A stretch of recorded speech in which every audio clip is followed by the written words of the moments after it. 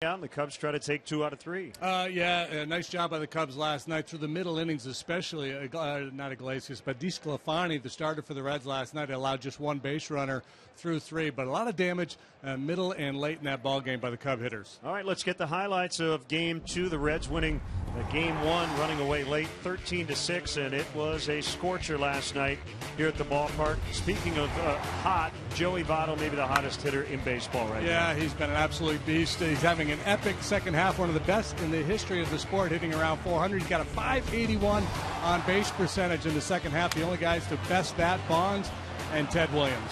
Chris Bryant with a bloop single to right in the 4th inning. Kyle Schwarber is in. It's a 1-1 tie. Anthony DeSclafani can swing the bat a little bit. Base hit left field. And a nice slide there by Tucker Barnhart. And the Reds have a 2-1 lead. Now Joey Votto again, this time off the lefty. Clayton Richard, nice 2-out swing. Kyle Schwarber, good effort.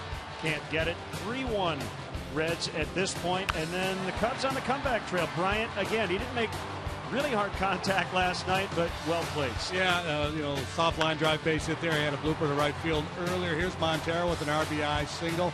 And this is what I was talking about, that ability to add on just a series of really good at-bats in the 6th and 7th inning by the Cub hitters last night. Eugenio Suarez with his second big home run of the series. Just got it out off Fernando Rodney. He didn't know it actually had left the yard. That made it 4-3 Cincinnati. And then Kyle Schwarber with a big blast on a changeup. Yeah, it was funny. We talked to Kyle after the ball game, and he said, well, I was just looking for something up that I could drive. Well, something down, and he drove it just fine. A 432-foot home run for Schwarber. Then it was up to the bullpen. Pedro Strop excited. Had a little moment with Brandon Phillips after striking him out to end the Cincinnati 8th. Hector Rondon went 3-0 on the leadoff man in the 9th. Then he got locked in, eventually hit 100 miles an hour on his fastball. He picks up the save. And how about Kyle Schwarber in his rookie year? Yeah, you remember he got called up to DH against Cleveland, did a lot of damage against them, and he's hit in every game he has started against the Reds. So against the Ohio teams this year, he is the Buckeye basher, hitting .421. Unfortunately, a late scratch, not in the lineup here this afternoon. And good news for the Cubs elsewhere, as the Pirates lost to Milwaukee, and a great pitchers duel out in Los Angeles. Madison Bumgarner lost to Zach Greinke, so the Cubs 4.5 behind the Pirates for the top wild card spot, and a 6.5 game spread between themselves and the Giants. And last night there were some oddities around Major League Baseball. Let's check out some highlights.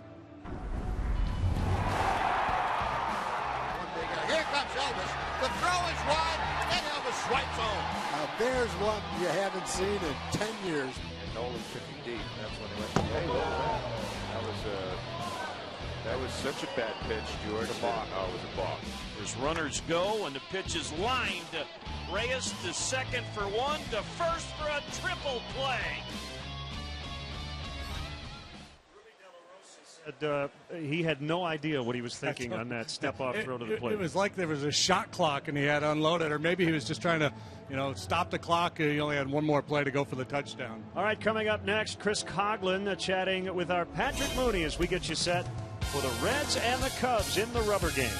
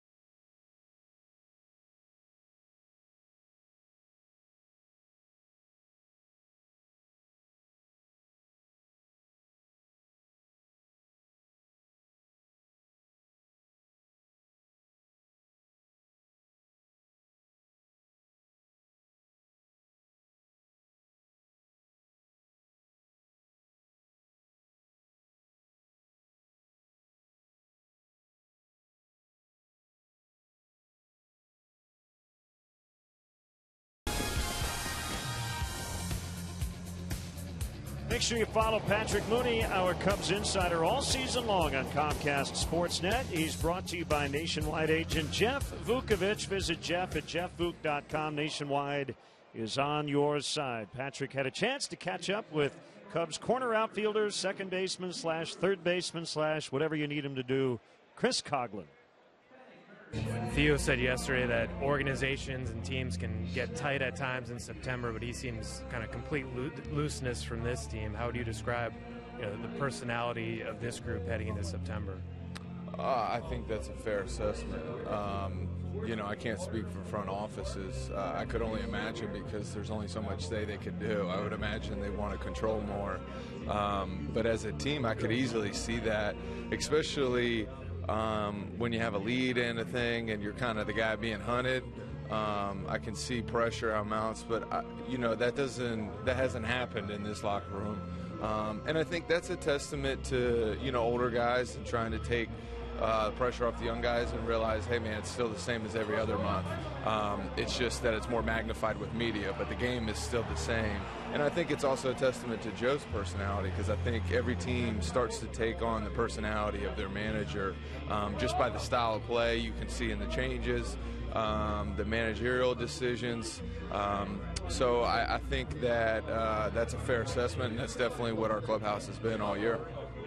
In terms of Joe's decision making, he's put you all over the place. He'll double switch guys out. Rondon was the closer, not the closer back again. Why have guys kind of bought in and played unselfish really throughout? There has been almost very little tension in that regard.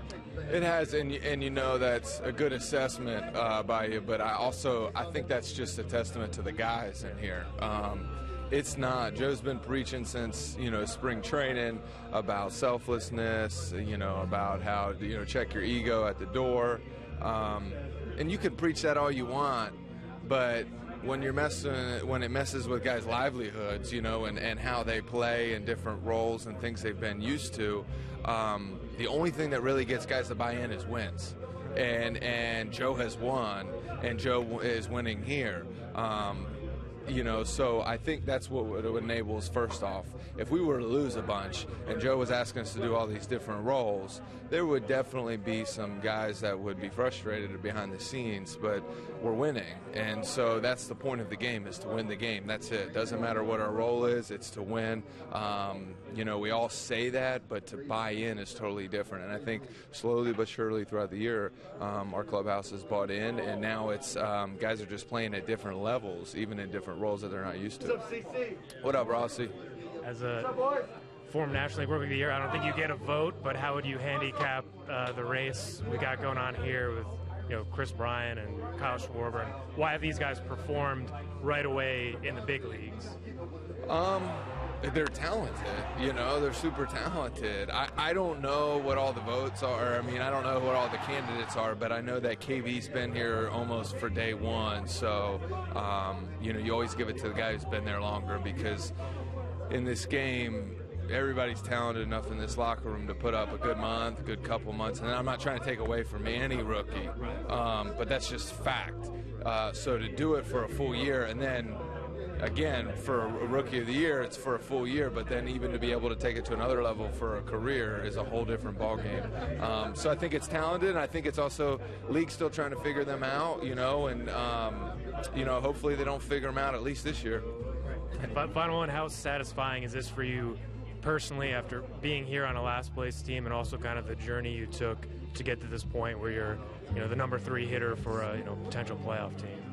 I had a guy ask me that yesterday, and it was a good question, because I was like, you know what, man, I get so caught up in my grind and the team's grind that sometimes it's very hard to self-reflect during a year while you're in the middle of it. And I thought about that question. I said, man, you know what, I'm glad you asked me that, because I need to realize that sometimes. It's really cool. It really is. I really am grateful for the journey I have had, that God's allowed me to experience, the things I've allowed to see.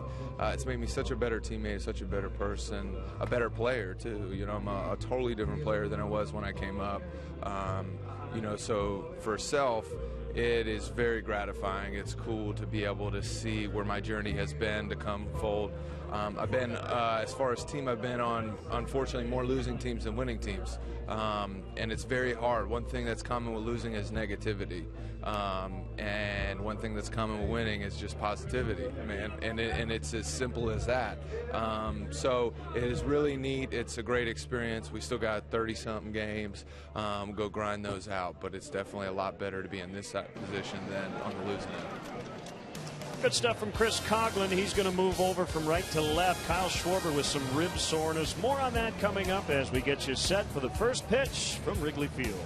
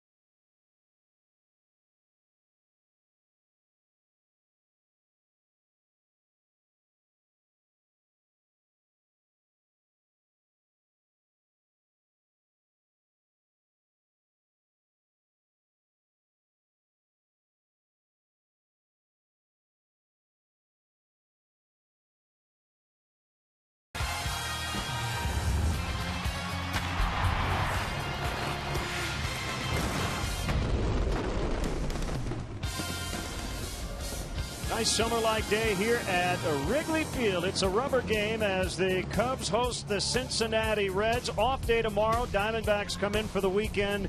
Cubs playing well at home. They've taken 14 of 17 inside the friendly confines. Great to have you for Cubs baseball here on Comcast Sportsnet. Along with Jim DeShays, I'm Len Casper.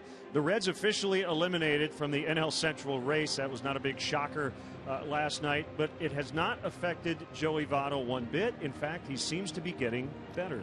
Yeah, what may have affected Joey Votto was not making the All-Star team. He was really good in the first half, did not make the All-Star team, and it's been lights out in the second half. You look at numbers for his last 10 road games, a .559 batting average, 4 home runs. He's absolutely destroyed Cub pitching this year. The only time they got him out last night was a rocket line drive to left field. We've already seen a couple of good arms. Reds rookie right-handers, guys like DeSclafani and Lorenzen, and Raisel Iglesias will go for them today against a birthday boy. Yeah, nice alliteration, by the way. Raisel Iglesias, a talented young right-hander. He's been on a nice roll. Take a look at his August numbers. A losing record at 2-3, but a .227 ERA, in the league batting less than 150 against him in those 6 starts. Jason Hamill's been an up-and-down ride for him. Pretty good last time out against the Dodgers. 1-1 with a .488 in the month of August for Jason. So righties on the mound, Iglesias for the Reds, Hamill for the Cubs, who look to take 2 of 3 from their NL Central rivals. Reds and Cubs are next.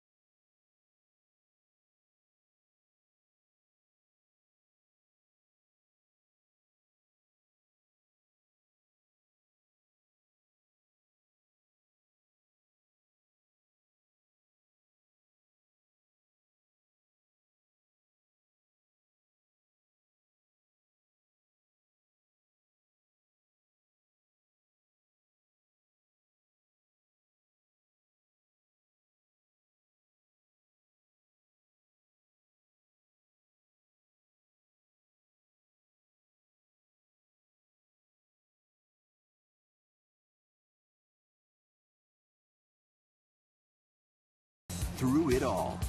AT&T Uverse. Find out what's possible with AT&T. Call 1-800-PIC-ATT, mobilizing your world. Ford. Check out America's freshest lineup at your local Ford store or at localfordstores.com. And by Southwest Airlines. Book your low fare now at southwest.com. Another hot one here, and the wind blowing straight out towards center field as it's getaway day baseball, an old-fashioned 1:20 start here at Wrigley Field. Jason Hamill on his 33rd birthday will try to go a little deeper than the 5 innings in his last start, a loss at Dodger Stadium. Cubs have already clinched the season series against the Reds, 10-5 through 15. First time they've won a season series against Cincinnati since 2009. Now the Reds Southwest starting lineup. Not too many changes. Bourgeois, Bruce, and Votto at the top, as we had seen in the first 2 games of the series. Phillips and Frazier also in their 4 and 5. Brian Pena gets his only start of the series. Switch hitting veteran catcher Eugenio Suarez has already hit 3 home runs in this ballpark. Veteran left fielder Skip Schumacher will hit 8th with the rookie Iglesias batting 9th. Cubs defensively, it's brought to you by Sleepy's, the mattress professionals. Outfield of Coughlin, Fowler, and Austin Jackson. The newbie, Bryant Russell, LaStella Rizzo, 3rd to 1st. Miguel Montero behind the plate. And our Lexus pursuing perfection starting pitcher, the birthday boy, Jason Hamill. The big righty, 6'6", 225, making his 26th start. 7-6, 342, the ERA. 2 no decisions against the Reds this year. Winless against Cincinnati in his career. 0-1 with a 484 in 6 starts. Did not pitch against them last season, but as I mentioned, twice so far this year. And pretty good in each of those 2 ball games. Manny Gonzalez gets the plate from Caracas, Venezuela. Jim Reynolds, Paul Schreiber, the crew chief, Fielden Culbreth on the bases. Manny Gonzalez, the first ever Major League umpire from Venezuela. Perhaps the only. I don't know if anybody else has joined the ranks. We are underway. Fastball missing on Bourgeois. Hamill back quickly. That ball's hit in the air to left, pretty deep. Coghlan drifting. He's on the warning track. It's gone. It's a leadoff homer on the second pitch of the afternoon. And Jason is more of a fly ball type pitcher. This does not suit him. Dan Herron is an extreme fly ball pitcher, and he pitched a competitive ball game last night, went 5 innings, allowed just a couple of runs. But an early blow here for Jason Bourgeois, known for his speed more than his power. But he got one up about belly button high and rode it out of here. That's the Ford home run replay. Get it in the air. You've got a southwest wind at 9. It's 87 degrees. And it's 1-0 Reds. Jason saying, you would think for my birthday you'd have the wind blowing in. Coghlan again on the move, this time over near the sidewall. The lead to catch. What a grab and foul ground to rob Jay Bruce. Tell you what, he's putting together a pretty good little montage of defensive plays, whether it's left, right, and a couple of good plays when he was in the infield at second base. Great concentration, face first into the padding, but he puts it away. Gets a hand from his teammate on the mound.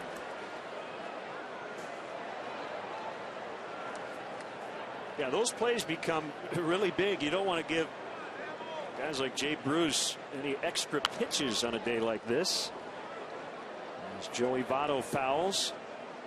Votto's last 4 games against the Chicago Cubs. He's had 19 trips to the plate. Care to guess how many times he's reached? I'll go with 12. 16 out of 19. Out of 19. How many stretches like that have you ever seen? Very few. 8 hits and 8 walks. 1-1.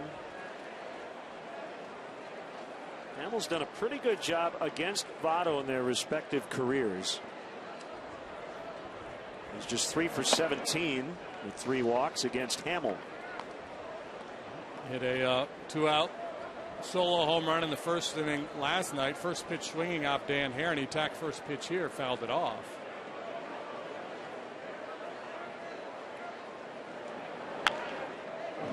Hit hard but foul. It's 2-2 on Votto.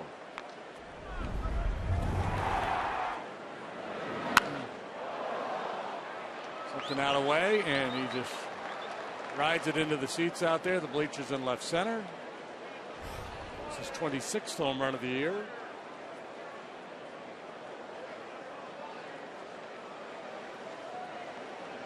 There's a leg kick, and a 2-2 is in off the plate. So the birthday boy Jason Hamill was born in South Carolina, went to high school in Port Orchard, Washington, went to community college in Oregon, Treasure Valley. He and his family make their off-season home in Massachusetts. You should write a travel guide. I've been everywhere, man. Yeah.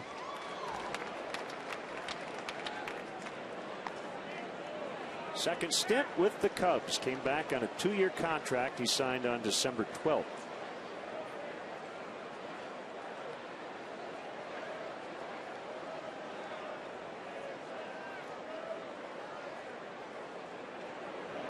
Swing and a miss. He struck him out.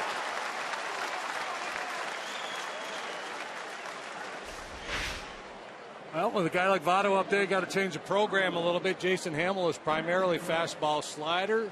He's mixed in more curveballs in recent starts. The changeup, the pitch he uses least frequently, but he threw a dandy there to get Votto.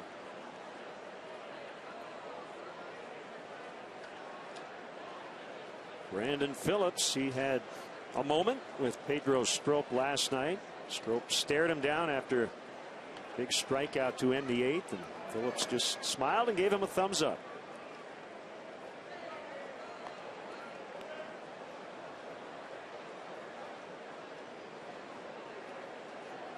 And Phillips, the veteran, he's got a little, flash in his game, so I guess he appreciated it. Strop very demonstrative after the strikeout.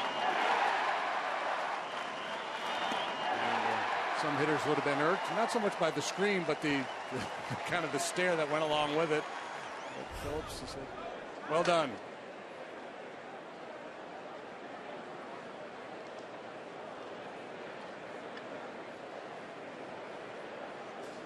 A 1-1 delivery. Line right to the second baseman. That's La Stella to end the inning. Leadoff homer, Jason Bourgeois. Nice catch up against the sidewall by our pregame guest, Chris Coughlin. Cubs coming up.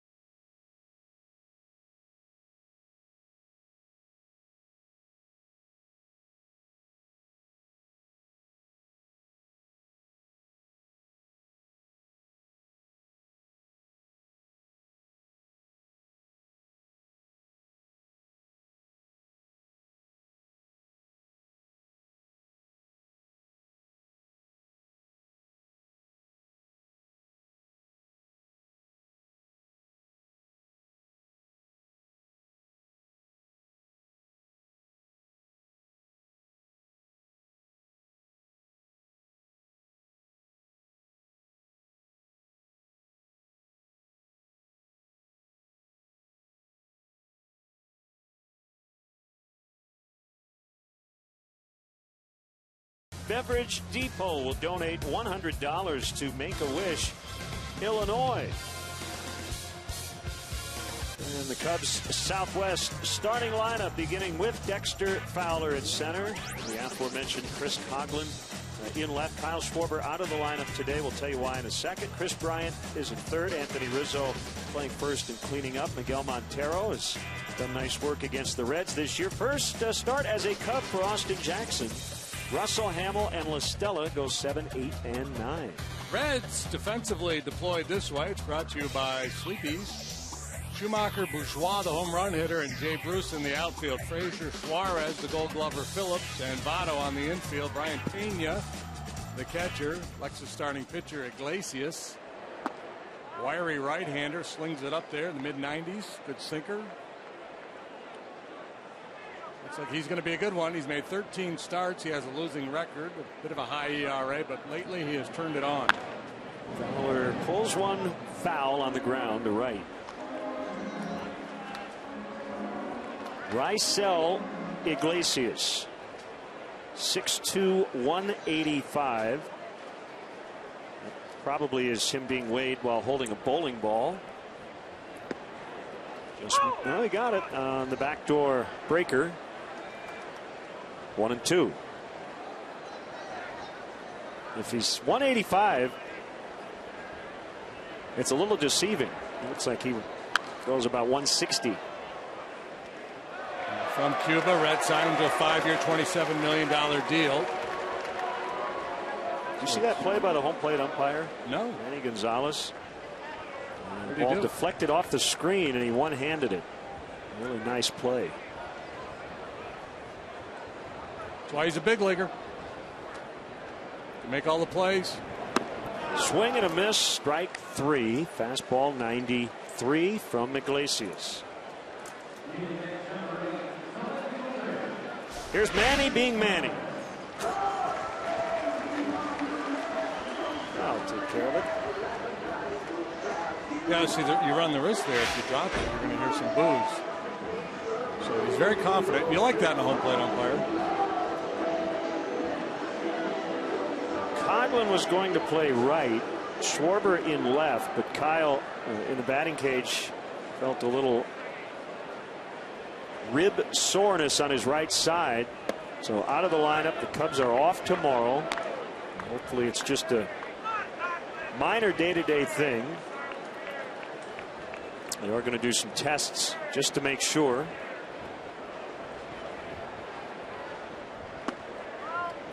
Day off comes at a good time. Would love to have him in there today, obviously, against Iglesias, who's really tough on right-handed hitters. They're hitting just 161 against him. Lefties 295.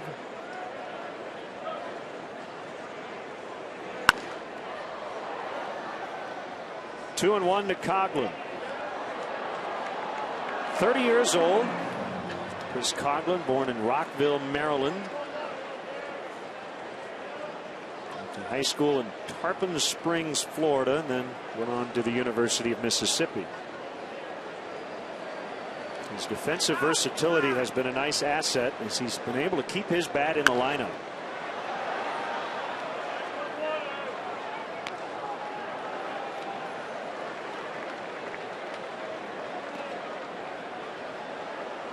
Every new Cub should go into Joe Madden's office in spring training and go, hey, by the way, I played a little first base in high school, or played a little shortstop, or whatever, just to remind Joe, if you need me at another spot, I'm here.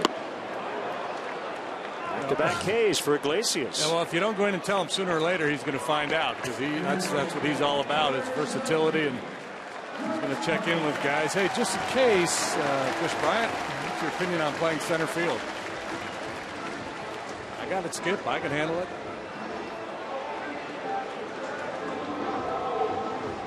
Iglesias, strikeout pitch has been big for him lately. He had 10 last time out against Milwaukee, 13 the start before against the Diamondbacks.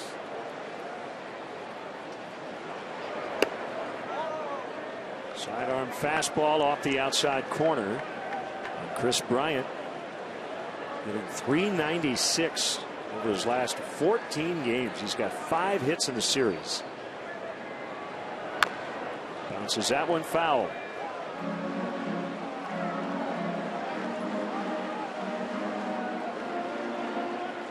It's come at a good time too. Anthony Rizzo, who's on deck, has been in a bit of a funk. Nice that Bryant's been able to step it up.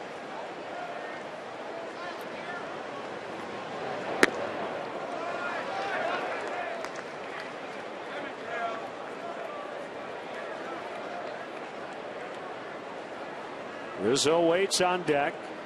Bourgeois with a leadoff homer in the top of the first. And a 2-1 on the way. Good slider.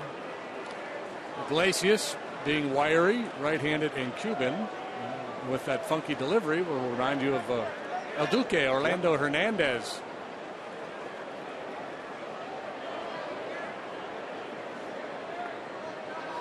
Signed with the Reds June of 2014. Bryant sends a towering rainbow to left. Under it is Schumacher to end the Cubs first. They go down in order. It's Cincinnati 1 and the Cubs nothing.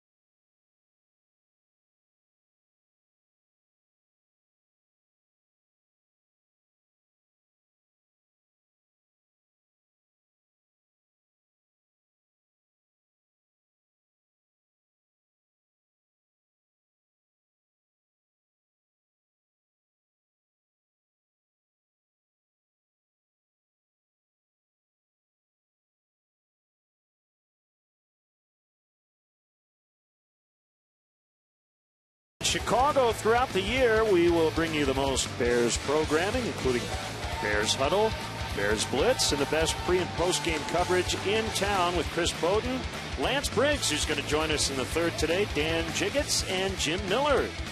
Program schedule information, visit csnchicago.com. Todd Frazier, the All-Star, takes ball one from Jason Hamill.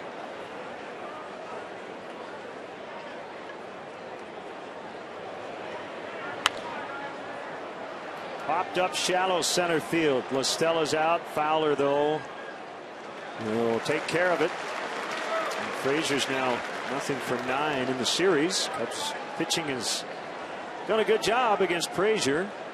That'll bring up Brian Pena.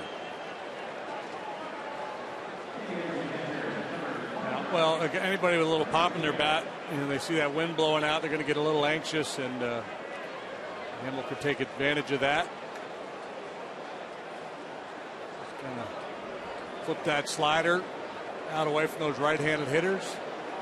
Get some weak contact.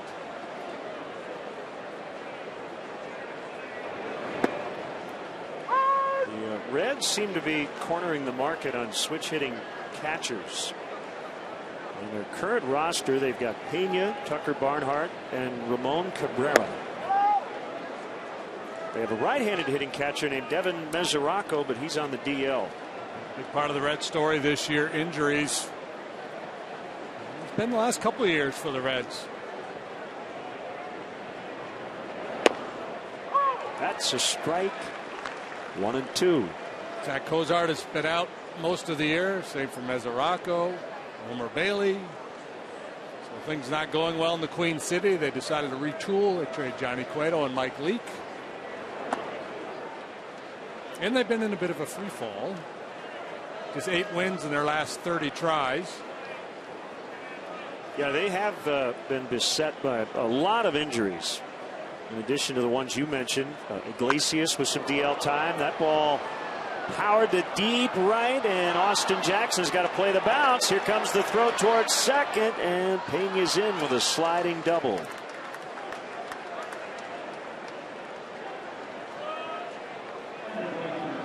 Now, Austin Jackson has played a lot of outfield. He's played a lot of center field. He's been exclusively a center fielder until last night when he got some time out there in the outfield. He a little bit as a minor leaguer in the corner outfield positions, but not a whole lot. And sometimes guys, even though they're very good athletes, who play center and they make that move to the corner, the reads are a little different. Sometimes it takes a while. Speaking of taking a while, Ryan Pena ultimately making it to second base. Nice segue. Here's Suarez. He takes a strike, and in a day game with the wind blowing, whatever direction it is blowing, it doesn't matter. Right field in this park is very challenging.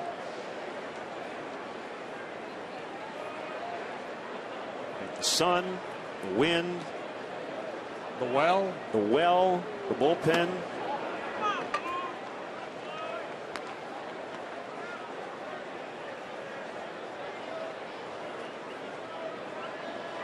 And if you're a road guy, you got a lot of people out there in the bleachers that want to get into your business a little bit.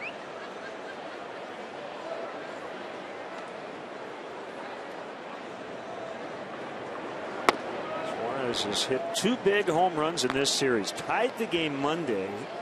Gave the Reds the lead last night.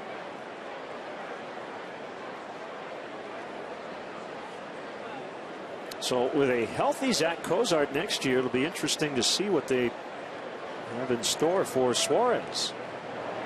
They have a position change in mind. And Zach Cozart, when healthy, one of the better defensive shortstops in the league. He struggles with the bat, so Suarez probably an upgrade offensively. Cozart is capable, and he was showing improvement. Big dramatic bat flip there by Suarez on a ball that he wasn't sure was going to leave the yard.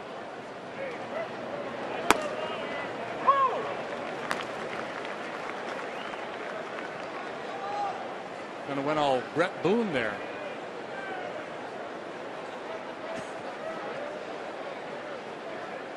Full count, 3-2. Schumacher next.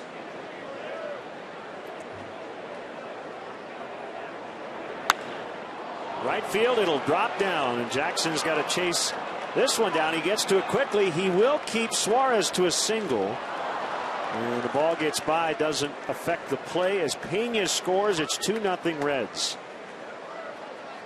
And Suarez has shown a good approach, the ability to hit the ball to all parts of the field. His home run in game 1 of this series was to right. This time he pokes a line drive right down the right field line. Fastball about mid-thigh. That's the happy zone for the hitter. So even though it's out away from him, it's fairly easy to get to.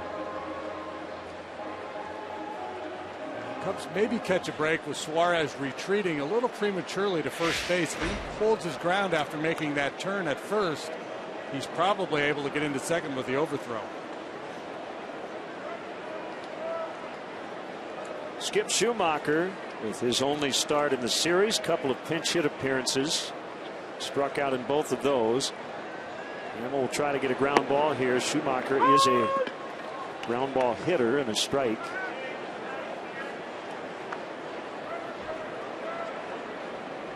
See the Reds again the final week of the season in Cincinnati to wrap up the season series.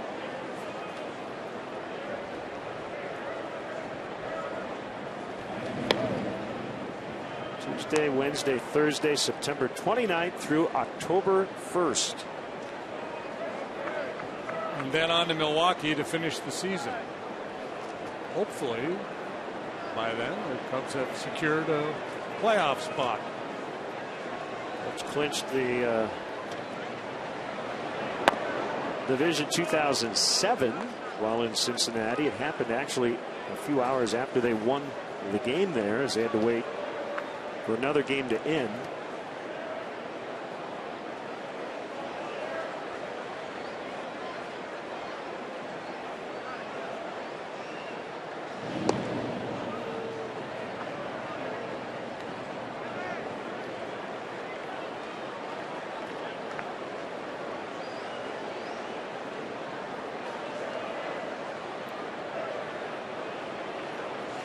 Suarez gets his lead at first. Hamill with a 1-1. It's bounced foul back to the plate. Schumacher's been on the big league scene for a long time. Came up in 2005.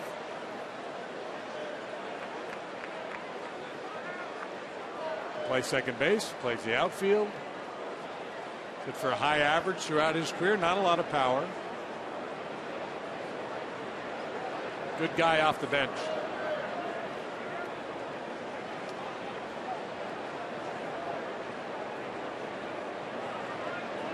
Suarez runs. Schumacher strikes out. Throw to second. He is late. Suarez has his 4th steal. And now 2 outs in the inning.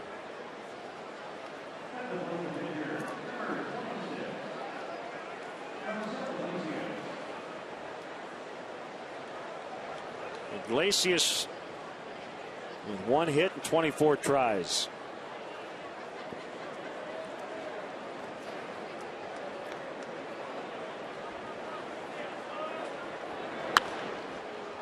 Send out happy birthday wishes to Sigrid Davis Akins. Andy Akins' wife. Andy does a fine job in the Cubs media dining room. Always cooks up some good eats for us. Swing and a miss on a slider that was up in the zone. The salmon today was quite nice.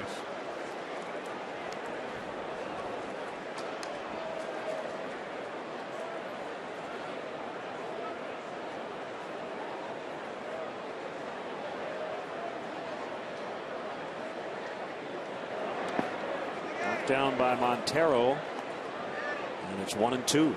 And man in scoring position, Iglesias up there with that .042 batting average. So the Cubs outfielder's very shallow here. Normally you think with 2 outs, any base hit to the outfield will get the job done, but they're shallow enough. If Iglesias happens to hit one with any pace on it, they're going to have a legitimate shot at throwing out Schumacher at home.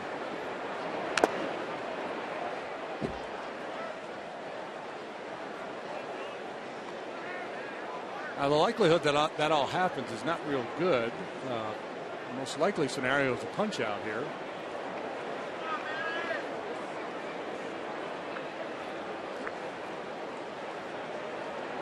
I was putting my chips on the roulette table, I would go a strikeout here. I lose. And you would lose. Fowler's got it. The inning is over. Reds have plated a run in each of the first 2 innings and lead 2-0.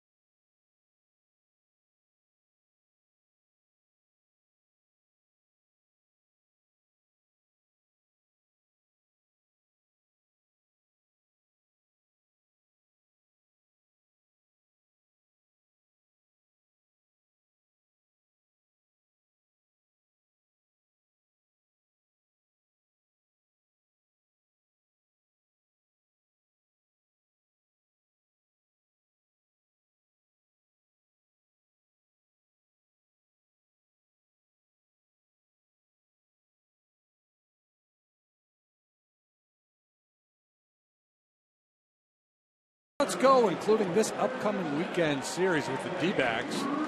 There are only 13 regular season home games left. Don't miss the stretch run here at Wrigley Field. To purchase tickets, visit Cubs.com. You want to be part of the fun. The vibe out here has been outstanding.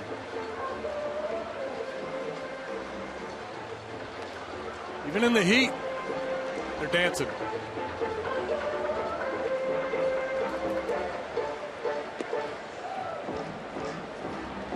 Day for some fancy fans and hats. Maybe an umbrella out there in the bleachers.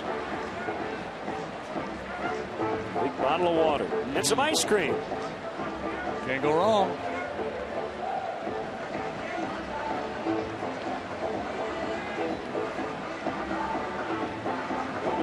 Raisel Iglesias threw some pitches. They weren't really pitches. He was playing catch more or less from behind the mound as he warmed up here for the bottom of the second. So that's a part of his ritual as Rizzo fouls away. What's the thought process here? Just stretching it out a little bit, laying a little long toss. Sometimes you do a drill on your side work where you plant that front foot on the upslope on the back of the mound to force you to get down through the ball, to keep the ball low. Maybe that's part of the thinking.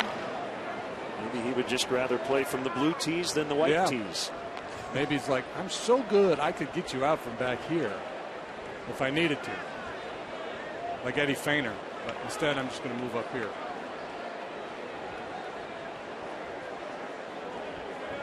Two strikes to Rizzo. Cubs went down 1-2-3 in the first.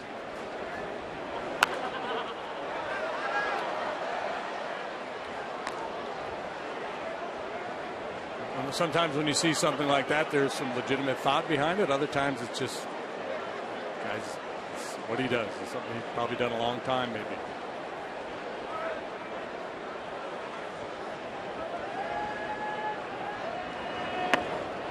Swung on and missed. He got him.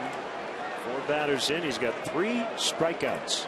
You mentioned double digits each of his last 2 starts, and he seems to be well on his way again. Yeah, and the Cubs, you know, they've gone through this rough patch. We've talked about it here the last week or so, when they faced Kluber and Kershaw and Bumgarner and a lot of frontline starting pitching. Now, this guy doesn't have the name recognition, nor does he have the resume, but he certainly has really good stuff and appears to have a very bright future.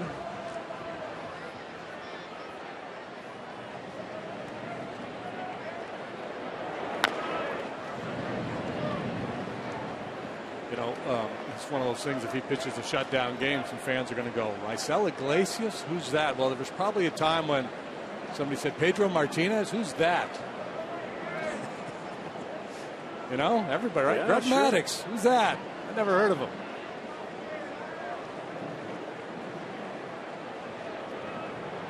One on the way. Miguel fouls. Back-to-back 2-hit games for him, including last night. 2 hits on Sunday when he caught Jake Arrieta's no-hitter in Los Angeles.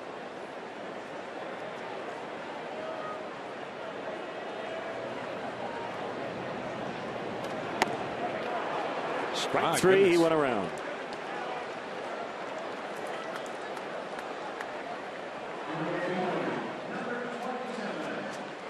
Yeah, you ask some people who've watched these rookies for the Reds, they think he's got the highest ceiling.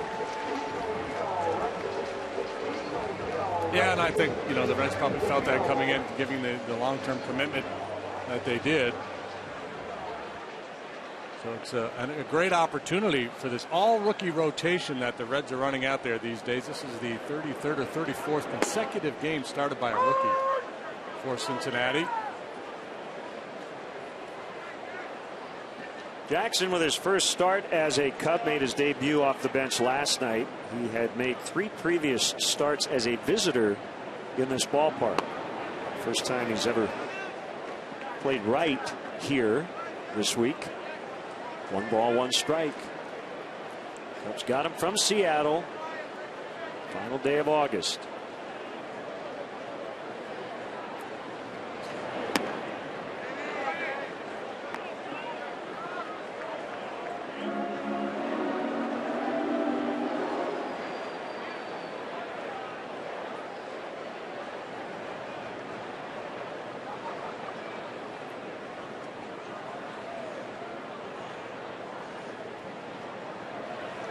The 2-1.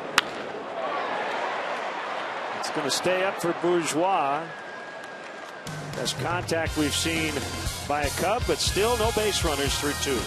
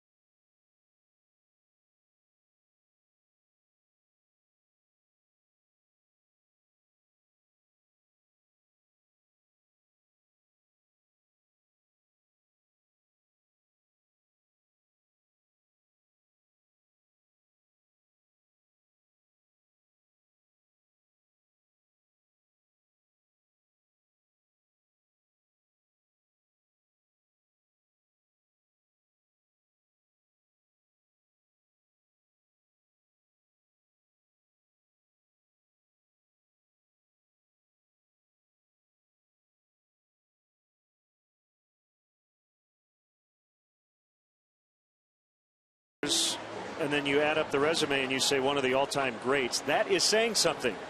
And that's what we would say about Lance Briggs, who's with us and joining Comcast Sportsnet's post-game coverage of the Bears here in 2015. How are you, sir? I'm doing okay. Nice to see you. Can't complain. So how does it feel going into a season and knowing that you're going to be talking about it as opposed to actually being on the field? It's different. I don't miss training camp. I can tell you that right away. I don't miss training camp. On a day like today, man. Yeah. Today, this is one of those push-through days, where everybody knows you know what the temperature is going to be the next day, and the humidity is going to be high, and coaches are going to be yelling a little bit louder today. So I'm happy to be behind here. It's air conditioned, great view. Well, by air conditioning, you made Len's little red fan, got a red and this fan. little guy over here. That's our version of AC. 7 straight Pro Bowls, entire 12-year career with the Bears. It was the 0-2 from Hamill, and he got him on a good slider for strike 3 call. Are you officially retired, I guess is the one question. Would you leave the door open this much if you miss it this year and think about next year, or are you done? Well, see, here's the thing with that. I haven't filed my papers yet, but, you know, I'm ready to get behind the camera. Now, if somebody called me and they said, you know, hey, Lance, we'd like you to come play football, I'm going to say I'm happily, you know, going to retire. And if they said, you know, Lance, you know, we're going to offer you this, I'm going to say, well, there's a good chance you might have a new football player. Well, you've got the rest of your life to live, and it's a small window for a lot of guys. And you outkick the coverage, I guess, would be the analogy in that. What is the typical career span for an NFL player? 3 years. 3 years. 3 years. Yeah, I'm blessed, and to do it all here in Chicago has been it really has been a blessing, and I'm really happy with my career and the way it's gone, and I can walk away from the game healthy and be happy. 1-2 on Jay Bruce. That has to be part of the consideration, right? I mean, you're feeling good now. The body's good. If you decide to go back and you blow out a knee or something, you're going to regret it. I'll be mad at myself. I'll be mad at myself. You know, these days it's an argument. I mean, it was an argument all year. You know, in the offseason, you know, my friends and family who's used to me playing every year, they want to see you play. You know, play. And I'm like, man, you know, I don't think I want to. I don't know if I want to. I'm not sure yet. You know. And then you get into that mode during the summer. You know what? I do want to. Yeah. You know, you go back and forth on it. Yeah. They're like, what are we going to do on Sunday, Lance, if you're not playing? So I'll be there with you. Ball. There you go. Rizzo, he'll get it to Hamill. So 2 outs in the inning. So Chris Bowden, former Bears quarterback Jim Miller, Dave Wanstead, you got the coach's perspective. Dan Jiggets, former offensive lineman. Bears beat reporter Kip Lewis, who grew up in an NFL family. John Moon Mullen, who's covered football for a long time, and you bring the defensive perspective. So it kind of feels like you got it all covered. Got a good little cast there right now. We'll see what happens. I've been working with Pat Boyle for a long time, and you know, he really helped me feel like I was part of the family early on. Joey Votto takes a strike. Tell you what, hasn't been this much excitement about the Cubs in a while. A long time. It's been a lot of fun. A lot of energy in this ballpark. Playoff atmosphere just about every day. Yep. I was in a Bar Louie when the infamous hit happened in the playoffs. Bartman. The Bartman play. Bartman, it was right over there. That would have been right at the beginning of your career, right? Right at the beginning, yeah. 0-2 on Votto, who struck out his first time up. Shot protect mode. Really shifted in the outfield, probably a step or two more to the opposite field with Votto once he gets 2 strikes. Reds lead 2-0 here in the 3rd inning. With Lance Briggs, who will be part of Comcast Sportsnet's Bears coverage all season long, and Votto has struck out both times. Lance, thanks for the time. We look forward to your analysis all year. Can't wait. Appreciate you, man. Thanks for having me. You got it. You got it, man. Lance, enjoy yourself. Pleasure, man. All right.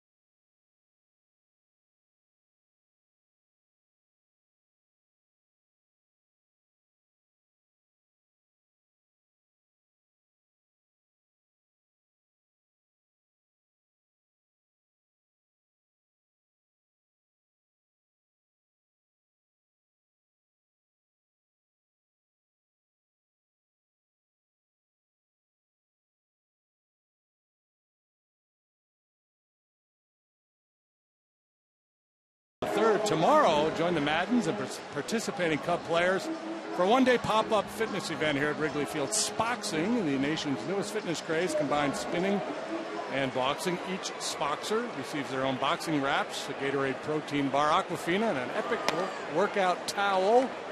Professional instruction. Net proceeds benefit Joe Maddon's Respect 90 Foundation. Register Cubs.com/pop-up.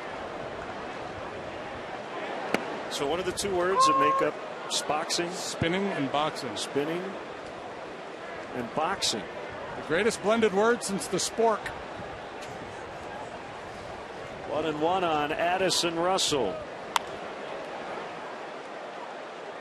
This one is going to drop just foul. Addison's got to run, and the defenders have to stick with it because the wind direction today will maybe make a ball out of play land on the field of play. Yeah, this is kind of day because it is so hot. You know, it challenges you a little bit mentally. There's a tendency to want to quit on play sometimes, make an assumption that a ball is going to drift foul, but can't afford to do that.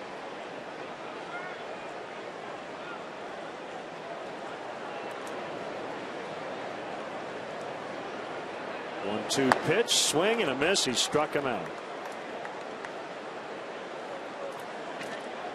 5 already for Iglesias. Here comes the pitcher, Jason Hamill. The Cub hitters are able to make an adjustment second time around, but first we got Hamill and then LaStella here in the third.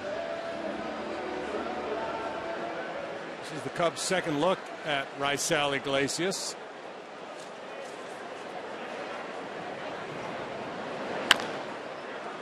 Hamill makes contact. He's out 5-3. Well, we have an off day tomorrow. I don't know if I'm going to go spoxing, but I think I'm going to do some relotching. Relotching? Yeah, it's relaxing and watching television. Oh, relotching. What's a good if we combine dinner and a movie? A Duviner? Sounds like a good off night, though.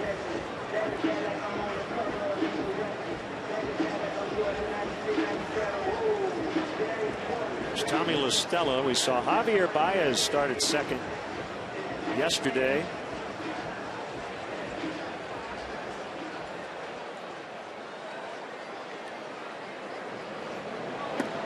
Those left-right splits I referenced earlier, enough to convince Joe Maddon to try to get as many left-handed bats in there as possible.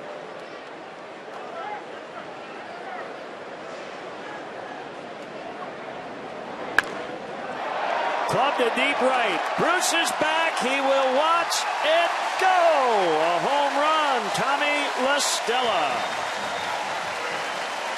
His first as a Chicago Cub, and they're on the board. Iglesias had gone 8 up, 8 down to start the ball game, and an ambush from the 9 spot. He's got a very simple approach. A real big leg kick. Starts with those hands pushed back. Front foot down. You could tell by the way he reacted that he knew he got it. Fourth home run replay. LaStella's first. And we have a 1-run ball game. Second homer of his career. He hit 1 last year, 93 games with the Atlanta Braves. Ball is just foul off the bat of Dexter Fowler. So LaStella has homered off Steven Strasburg. And Raisel Iglesias, they're in his book. August 8th of last year, and September 2nd of this season.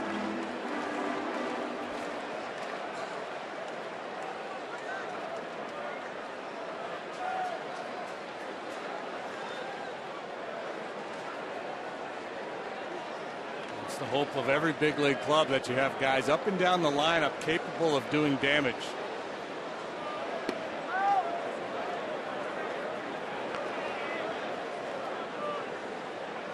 To have guys with a little pop down near the bottom of the batting order.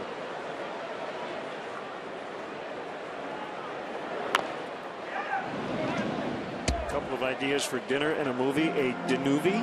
That's good. Yeah. Did you use that one? I don't remember. I used something like that. Like it. The best one I've seen is a date.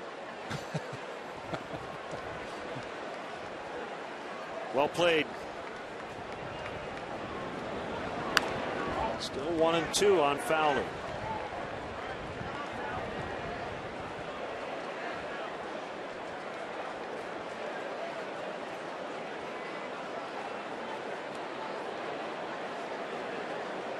Sure hit the ball sharply 3 times last night in 4 at-bats, but only 1 knock. He lined out twice, singled and scored, and also struck out. Continues to see the ball well and swing the bat well.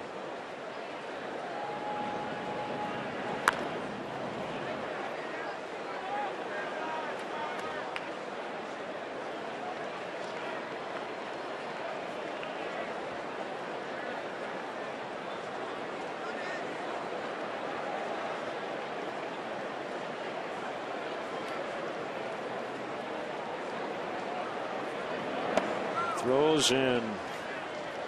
Fastball is high. It's 2-2. Iglesias and Pena, the battery mates here, both born in Cuba. And according to the Reds' notes, by way of the Elias Sports Bureau, the first Cuban battery for the Reds since 1918. Battery was Dolph Luke and Manny Cueto. Tommy La Stella goes yard for the first time this season in the big leagues.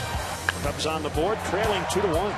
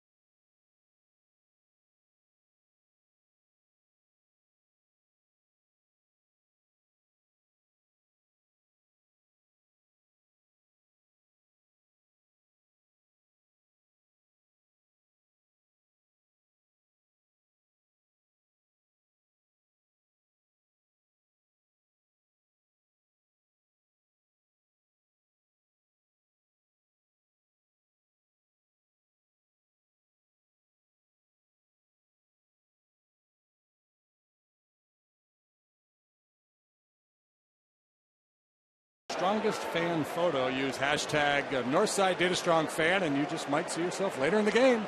Brought to you by T-Mobile. 1-run ball game now. Sal Iglesias retired the first 8 Cub hitters before La Stella took him deep.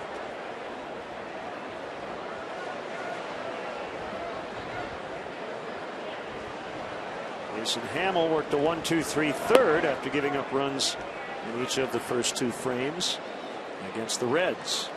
Phillips lined out to second in his first at bat. He's hit cleanup all series.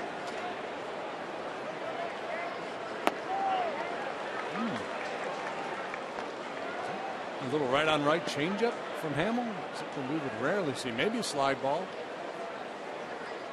Good pitch regardless.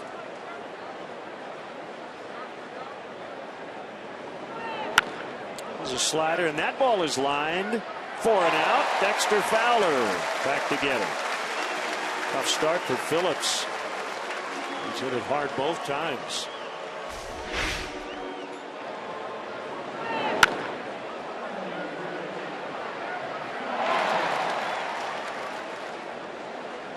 Rangy Fowler hauls it in.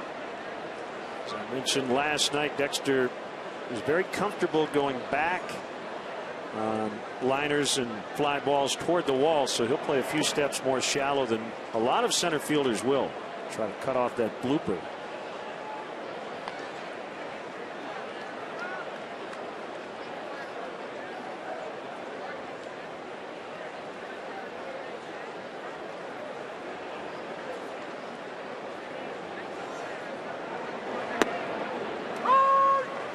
And the Pirates lost last night. The Cardinals did not. Brandon Moss hit a 3-run homer in the bottom of the ninth to beat the Nationals 8-5. We'll see the Cardinals on Monday, Labor Day in St. Louis. They're 40 over 500, 86 and 46.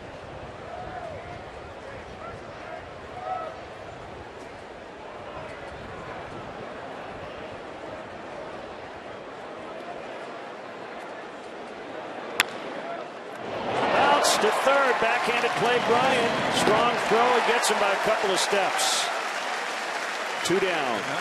Well, the things are supposed to happen to you on your birthday. Solid contact for Phillips and Frazier. They're both out. This ball almost by Bryant, but he snares it, and good accurate throw to get Frazier.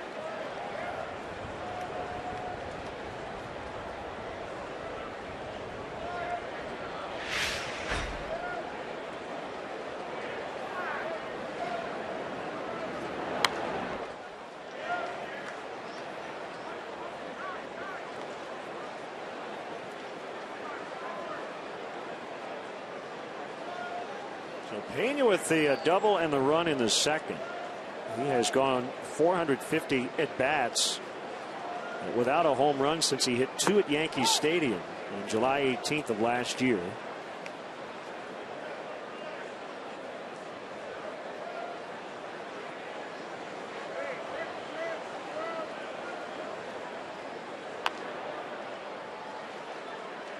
Estella to end the inning. 8 in a row now retired by Hamill.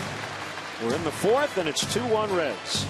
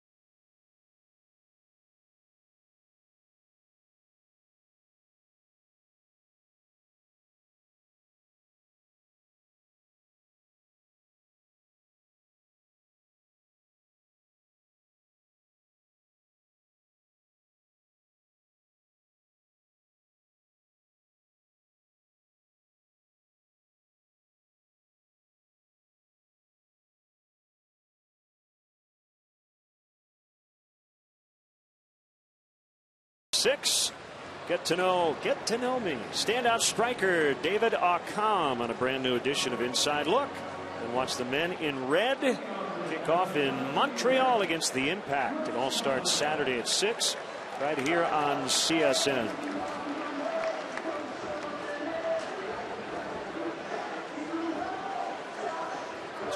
Cincinnati. They've been a handful in this series. They won Monday night. The Cubs had to come back in the late innings to beat them last night.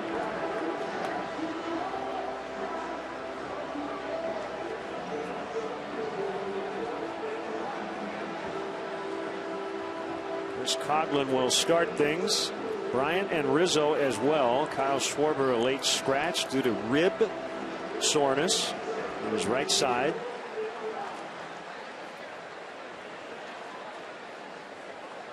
Wonder if it happened diving for that ball, the Votto double in the outfield last night. Don't know. I was told he felt it in the batting cage this morning.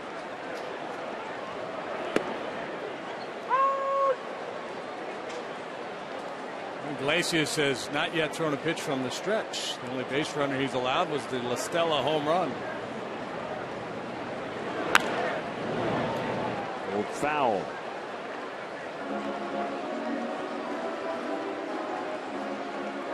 Iglesias got a 7-year, $27 million contract last summer.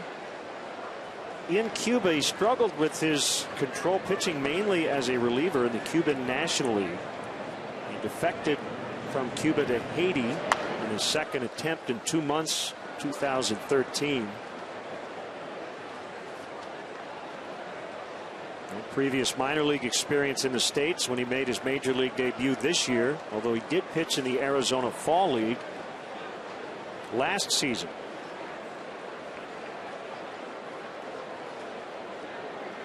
And speaking of which, the Arizona Fall League rosters have been announced, and the Cubs well represented on the Mesa Solar Sox.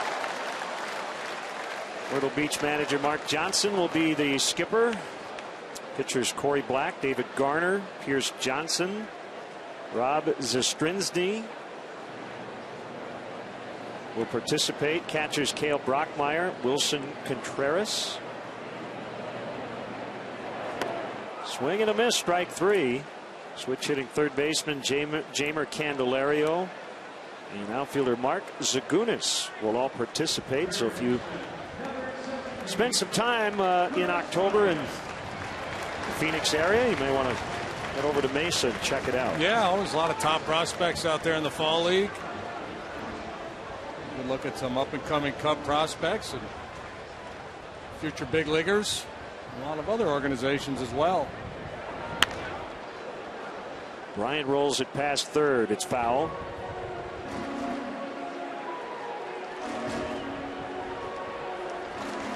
Now those control problems you referenced for Iglesias in Cuba have not been present here in the States, especially of late. 10 walks in his last 40 innings against 45 punch-outs. And when you got a strikeout pitcher like Iglesias, you can live with a few more walks.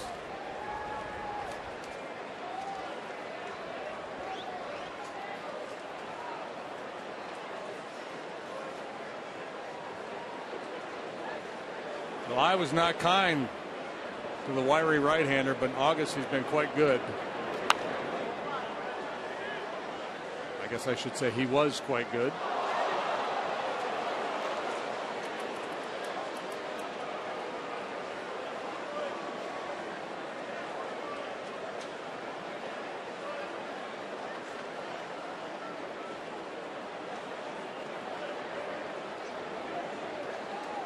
Cubs saw him back on July 21st. He allowed 2 runs on 6 hits in 5 2/3 innings. Struck out 8, walked 4 in that ball game. It's by everybody. One thing you notice with young pitchers, even guys with really good stuff, doesn't always happen, but they'll have stretches, right? Or 2 or 3 innings where they just look like they're lights out, and then they have the one bad one and they can't stop the bleeding. Yeah, well, that's a lot of times that's the battle cry in the other dugout. Hey, let's put some pressure on this kid, get some base runners, make him think a little bit out there.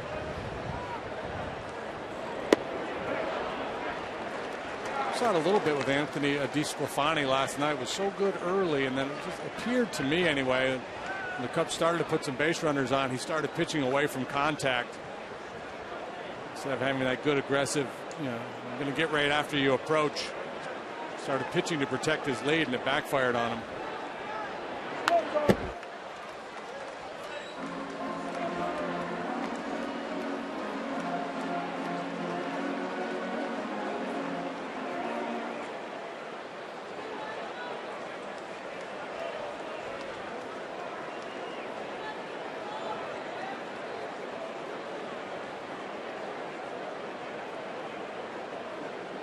Another 2-2 to Bryant and another foul. You mentioned the tough July Iglesias had. It came right after a month-long DL stint due to a strained oblique, so that may have had something to do with it.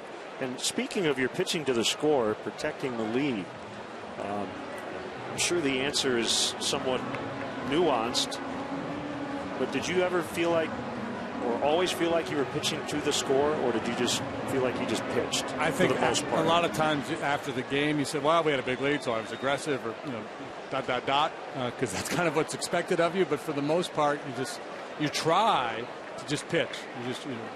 Certainly there are times when you got a comfortable lead where you're going to challenge somebody if you fall behind. But usually the best advice is to just disregard the scoreboard and pitch. And I think what happens to a lot of pitchers is you start the ball game, you're just trying to establish your stuff, you're trying to get into a rhythm, and you're going hitter by hitter. First third of the game, you're just trying to get on get a good feel out there. Swing and a miss. So Iglesias wins that battle. He's now fanned 7. 2 in the first, 2 in the second, 1 in the third, and 2 more here in the fourth. As you get into the middle innings, you start to pay attention to the scoreboard a little bit, and you have to fight that thinking, well, I've got a lead, if I can get through 6 here or whatever it is. And that's when you get a little defensive. When you start pitching to protect the lead, you stop attacking hitters.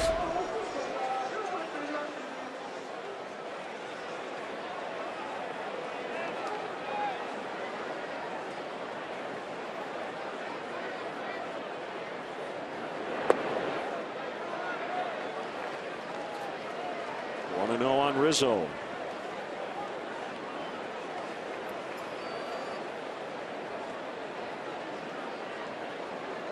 Still looking for his first hit in the series.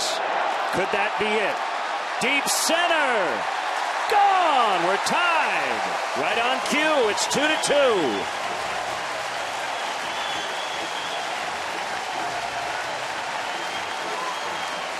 That one was well blowed. He had a long one off Clayton Kershaw in L.A. the other night. So a change up, trying to turn it over and get some run down and away. Didn't have a whole lot going on. Outer third, up above the knees, beautiful swing. That's the home run replay. Number 27 for Rizzo.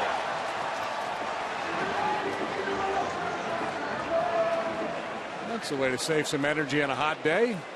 Hit it in the bleachers and go for a leisurely jog. Cubs have made their 2 hits count. They both found the bleachers.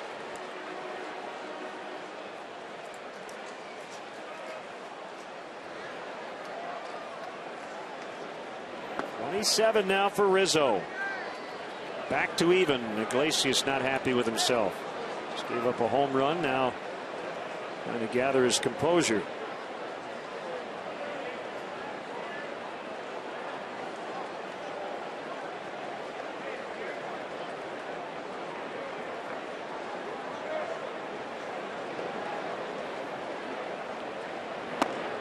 Well, almost exactly what we were talking about, right?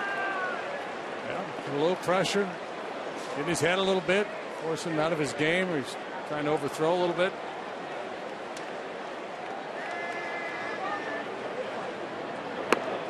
.30 green light, 3-1.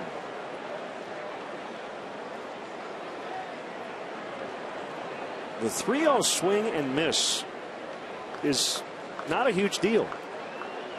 You'd rather have a guy swing and miss than pop one straight up on the infield. I kind of feel like you either want an extra base hit or another pitch. Yeah, well, 2 outs too. You're looking for damage. You're looking for, you got a guy who's got some pop in his bat. You're looking for an extra base hit.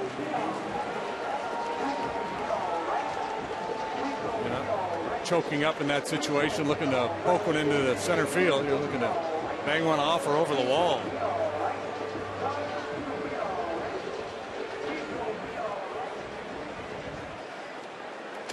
Jackson lined to center, his first at bat. Got the late call to jump into the lineup with the Schwarber rib issue.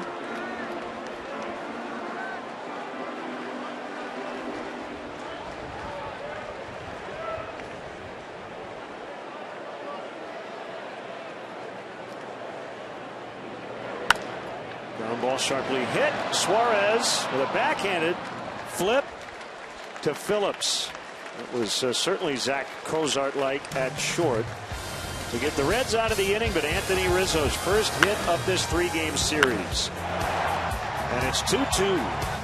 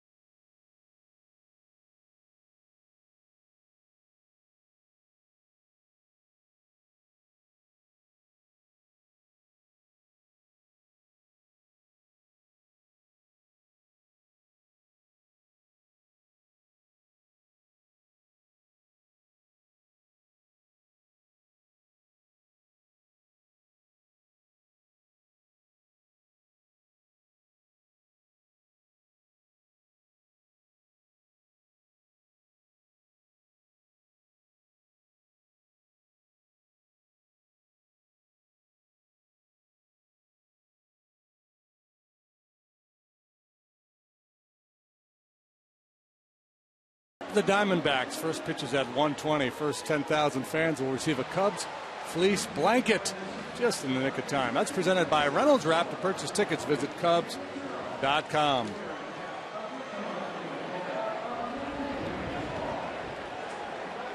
Two ball game.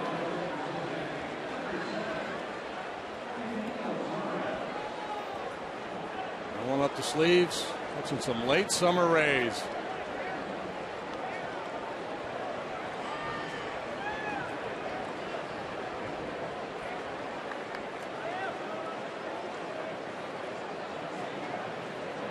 Hamill has settled in. Back-to-back 1, 2, 3 innings in the third and the fourth. Breaking ball strike to Suarez. He knocked in a run with a single, stole a base in the second inning. 1-1. His RBI single in the second, the last Red man to reach.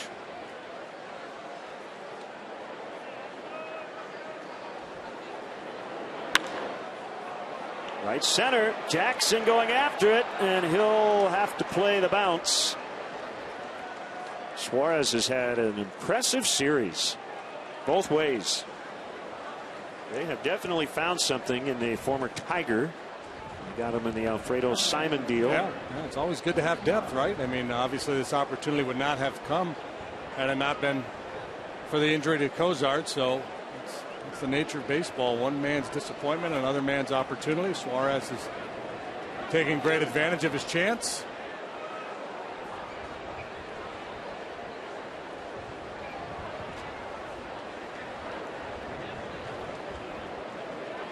Pitcher on deck, so Schumacher not going to bunt, and he just rifled one foul to right.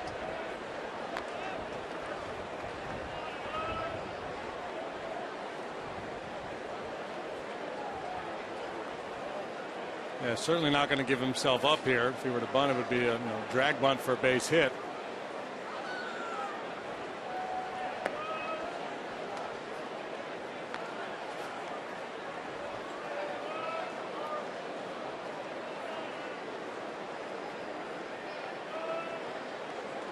Jared Michael Schumacher goes by Skip. Makes you think he might be a manager someday. He can just keep his name. Hey, Skip. No, just call me Skip. 35 years old. But don't call me coach. Well, big league managers hate it when you call them coach. They do, and they get it a lot. Some hate it more than others. I remember Hal Lanier, boy, he used to set him off. I'm not the coach and the manager.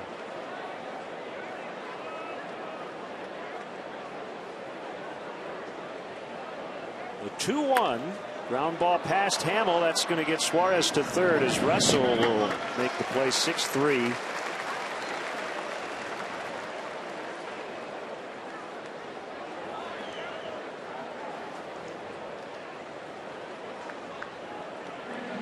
Here is the pitcher Iglesias, and the Cubs will move their infield in. Infield in, outfield shallow for Iglesias, who hit a fly ball to center last time up.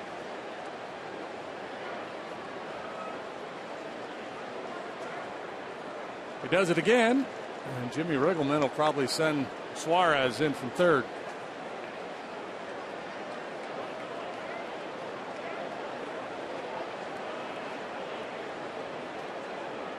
Stays from the stretch. It's going to get the run in, and maybe then some. Deep right center, and it's going to get to the wall. Iglesias on his way to third. The relay throw there is late. That's a triple for Iglesias, and it's 3-2 Reds. Second major league hit for Iglesias. Yeah, boy, you know, we came into this game talking about Joey Votto and how good he has been. Jason Hamill has punched him out twice, but it's been some of the other guys, Suarez, and now Iglesias, who had one big league hit.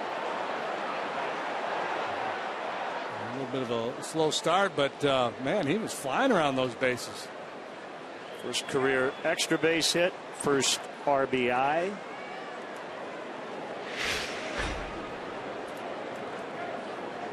The infield stays in. Bourgeois, who led off the game with a home run. Ball one. By the way, looking at Iglesias and his numbers in Cuba, and again, he did not have any minor league time before getting to the big league Reds. Apparently they use the DH in Cuba. That's a diving stop by Bryant. Throw to first, out with Iglesias holding. That saved a run. 2 down in the inning. Yeah, circle that one in your scorebook. Cubs come back and win this ball game. That would be huge. Sparkling play. Great reaction by Bryant. Up in time to get the speedy Bourgeois. Clayton Richard has grabbed the ball in the bullpen. Looks like Trevor Cahill is going to get loose as well as Chris Bosio heads to the mound. Anyway, Iglesias did not bat in Cuba. He was a reliever down there. So this is a guy who has barely done what you're required to do as a National League pitcher, and that is hit, and he looked very impressive. Yeah, the numbers obviously, what, 1 out of 24 coming in, so that didn't really get your attention. Certainly not in a positive way. The way he offered at the first couple of pitches first time up didn't look really good, but his results have been good.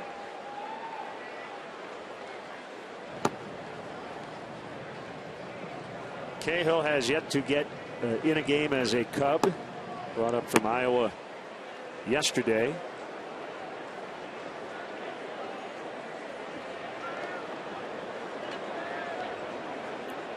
Infield back with 2 outs. Jay Bruce in the air, shallow center. Russell had a beat on it, but called off by Fowler. Well, she shares a birthday with Jason Hamill. Hey. Happy birthday, 3-2 Reds. Go get cake later on.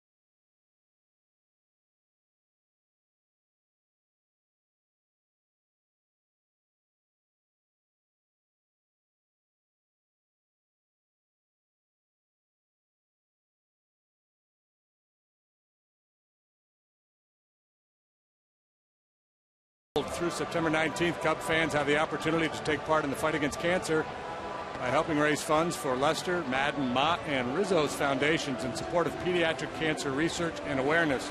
The top contributor from each organization will receive 2 tickets, throw out a ceremonial first pitch at the September 20th game. Information at Cubs.com/letsgogold. Check it out. The details, and be on your way. Marcell Iglesias with the proverbial helping of his own cause with an RBI triple to give the Reds their second lead today, 3-2, as Addison Russell will start the Cubs' 5th. Sometimes you worry about a starting pitcher on a hot day like today running the bases, but not much of an impact on this young wiry kid. You'd be a little more concerned if that was Bartolo Colon that had just legged out that triple in this heat. Although he makes pitching look so effortless.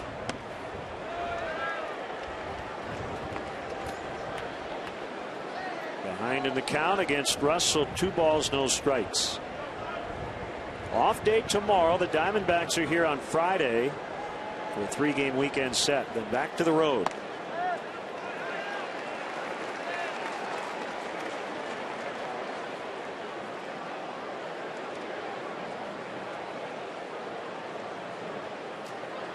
Cubs came from behind twice in the ball game last night. Ball 4. Second walk issued by Iglesias. And now Jason Hamill, the pitcher.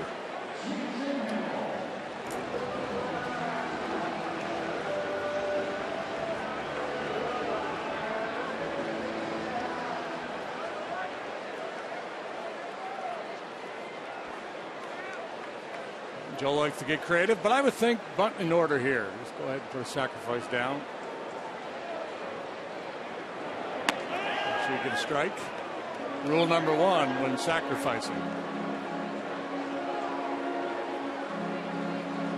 We've got a final from Atlanta, 7-3. The Marlins over the Braves. That's a 3-game sweep. So Miami has moved past Atlanta into 3rd. Braves have lost 8 in a row at home. There's the bunt. The play. He'll go 3-4. Beautifully done. No other option but first base for Votto. Use the legs nicely. I got a note.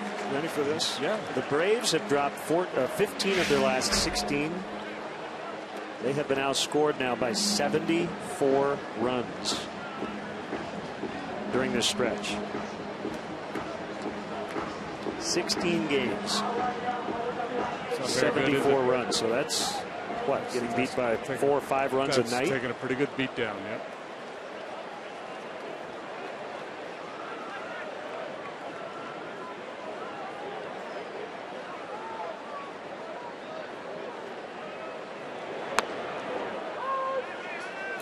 Lustella homered in the 3rd from the 9 spot. Got that low ball in the air.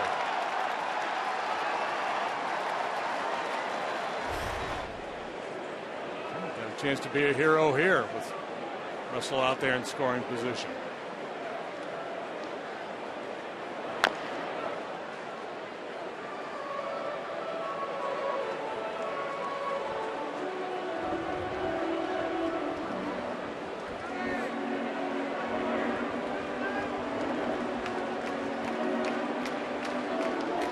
The anchovies.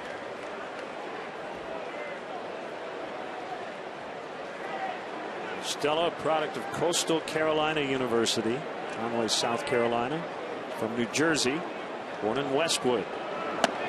1-2. DeSclafani, the starter for the Reds last night, a Jersey guy. They may have crossed paths somewhere back in the day. And Stella started his collegiate career at St. John's before transferring down to Coastal, playing for the legendary Gary Gilmore. Chanticleers.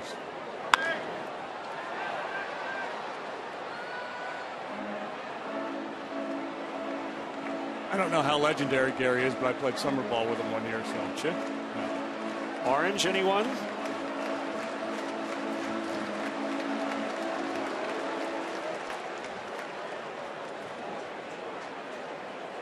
Looks like Mrs. Rizzo was the team mom today.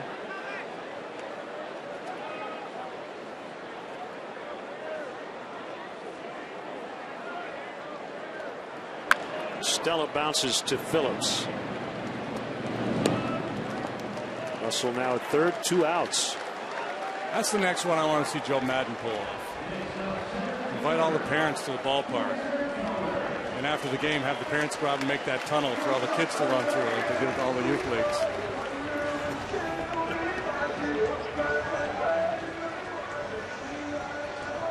Turn back the clock to when they were kids.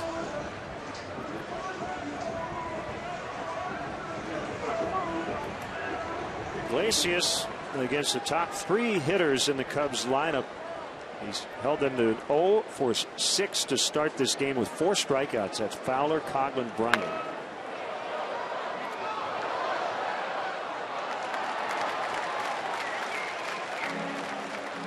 Fowler 0 for 2 today, struck out, grounded to second base. He's had some good swings in his at-bats. Just like been able to square one up here.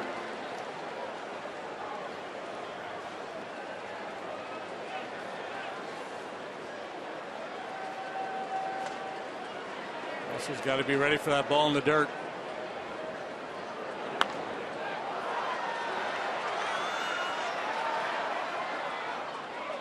We saw Steele at home in the major leagues last night. Elvis Andrus against Quackenbush, and he was in the stretch position. Normally, you think of a guy stealing home. It's when the pitcher goes from full windup. Very rare the straight steal of home.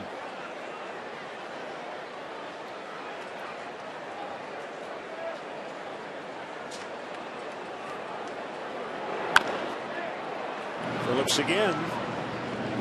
Gold Glover makes the play. Leadoff walk does not turn into a run. Here's a Jackie Robinson special last night. Picture Tibble.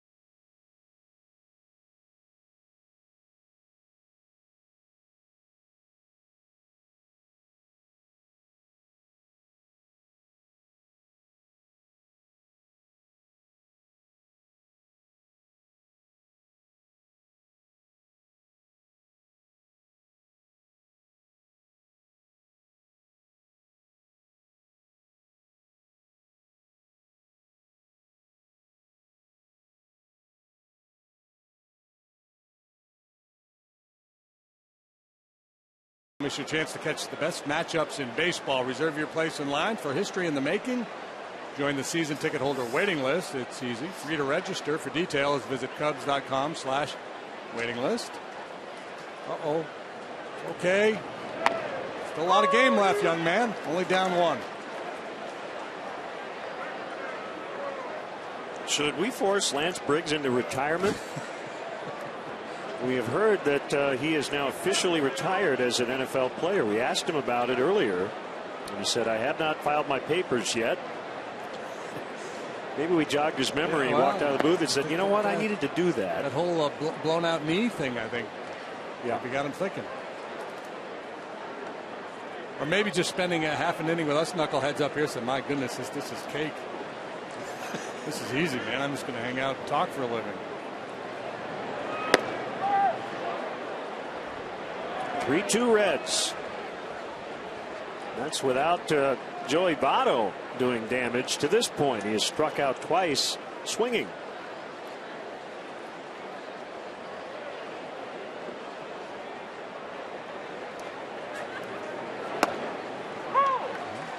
Been really working him over. Got him up with a changeup first time up.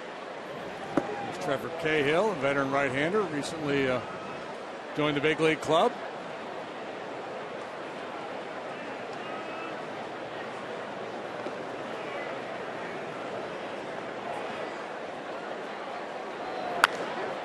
Hit hard, and LaStella, good effort, can't get it on the diving attempt. So Votto is on for the first time today.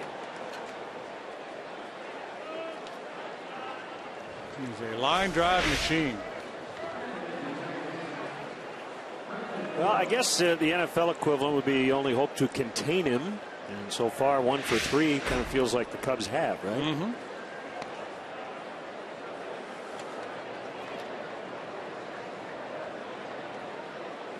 Phillips has hit the ball hard twice, both for outs.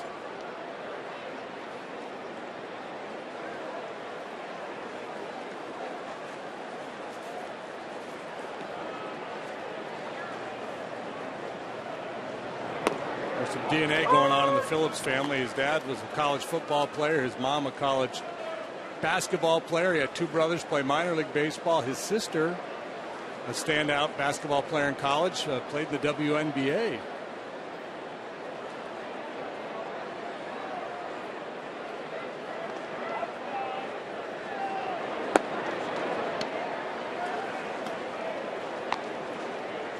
Well, he's a magician at second base.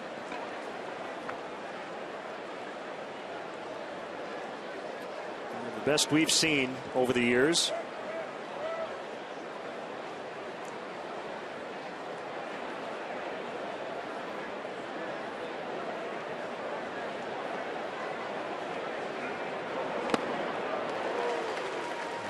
Good let up by Hamill.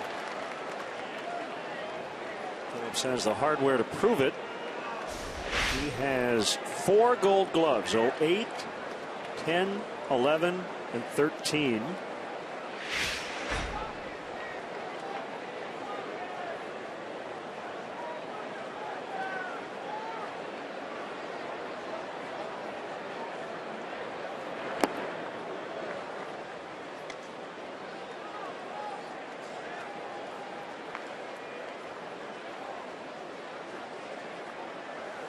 Two and 2 on them.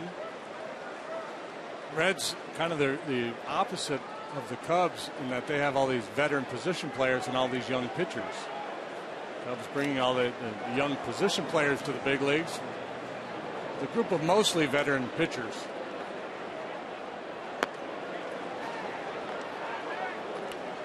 And a bunch of pitchers they got in return, right, for the Cueto and Leake. Didn't they load up with pitching? I believe you're correct. Yep.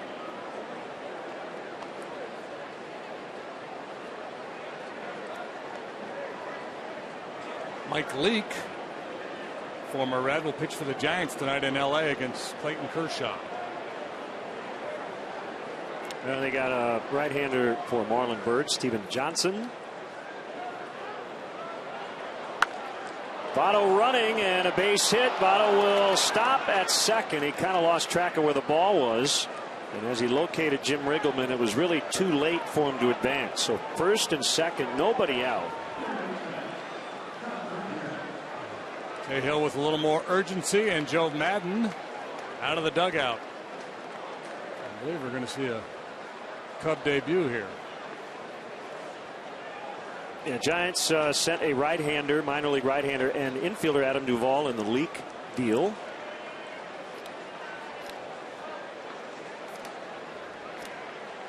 And they got pitching in the Cueto trade as well in Kansas City. So Sleepy's called to the pen. Here comes Trevor Cahill to make his Cub debut. 2 on, nobody out.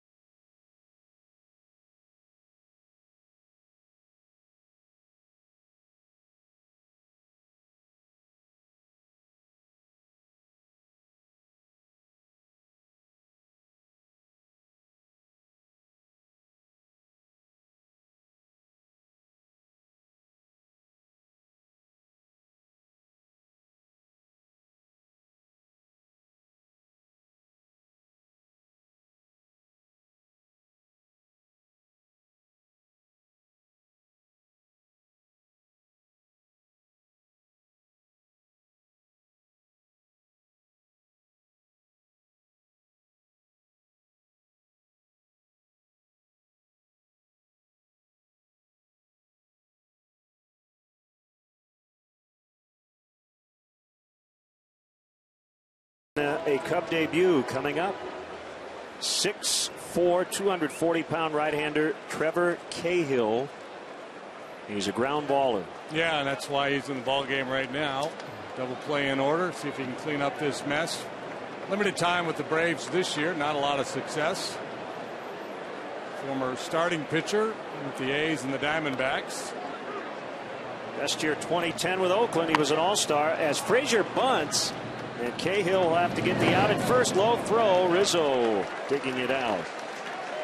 Todd Frazier bunting. How about that? Now Frazier has scuffled in this series, but with his power in this ballpark with the wind blowing out, and he's thinking about a base hit here.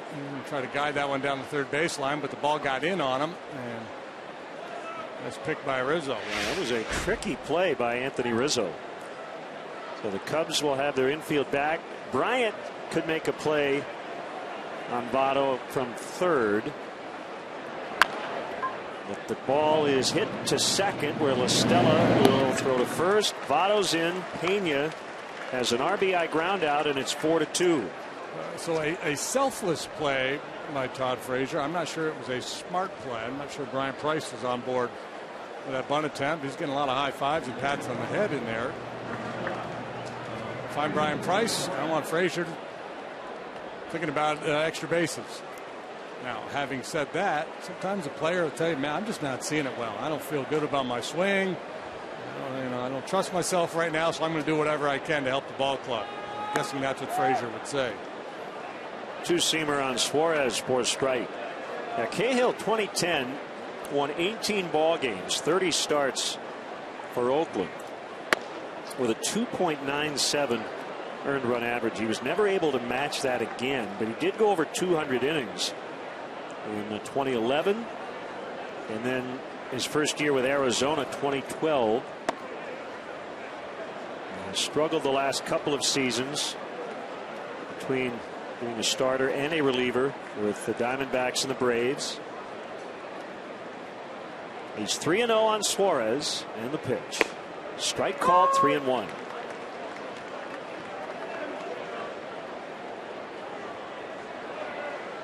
Born in Oceanside, California. Cahill, 27 years old. 3-2.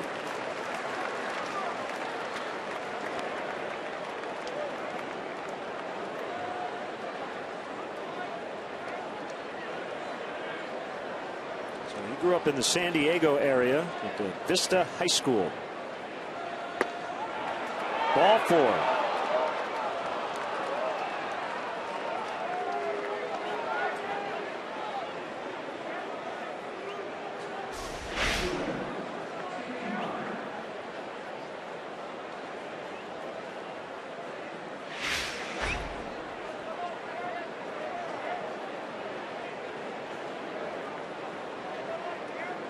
First and third, a run in. Schumacher, nothing for 2.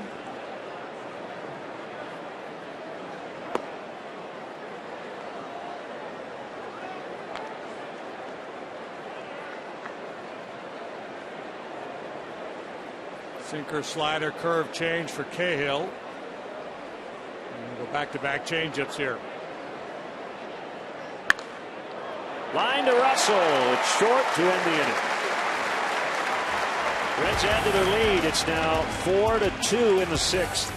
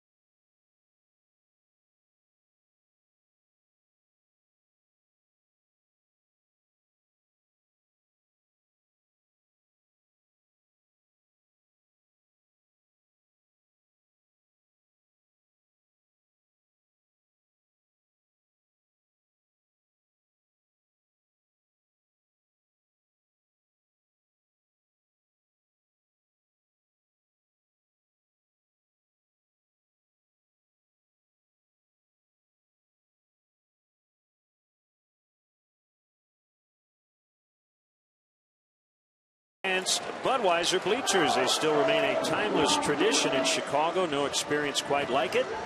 Visit Cubs.com/bleachers to buy tickets and learn more about the available spaces. It's like a fun day out there today, as the Cubs will have to come back again, trailing 4-2. Able to do it last night. Kyle Schwarber with the game-winning 2-run homer in the 7th. As Coghlan takes a strike. And we were speculating about this time yesterday whether Aroldis Chapman would be available. Didn't really come into play. He worked 5 outs game 1 of this series. No doubt he is available here this afternoon. Righty to lefty. 2-1.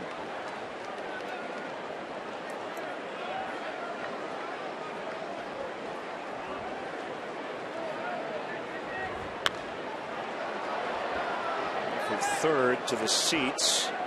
And one of the 31,165 will take it home as a souvenir.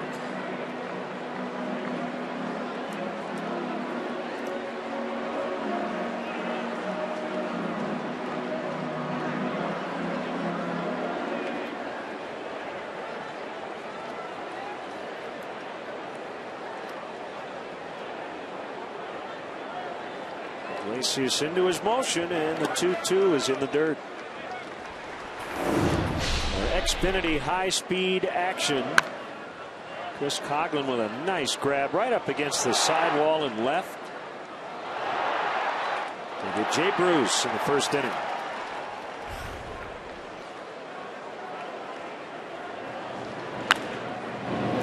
foul.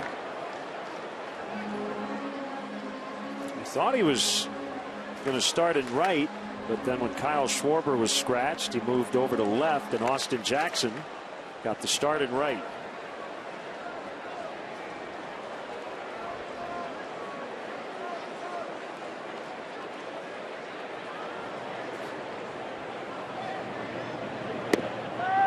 Ball 4. It's a leadoff walk. And Coughlin charged with his first error here recently, and it's for a guy who's moved all around, played the outfield, the infield, left, right, and very solid defensively.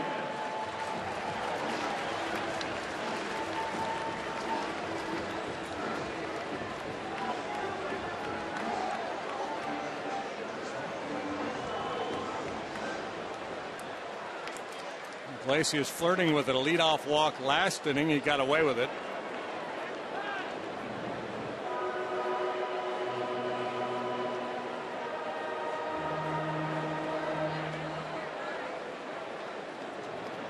Chris Bryant, 23 years old, second pick in the 2013 draft. One heck of a month of August, and looking more and more like the NL Rookie of the Year. Won an All-Star in his rookie year, all the accolades he earned in college, minor league player of the year.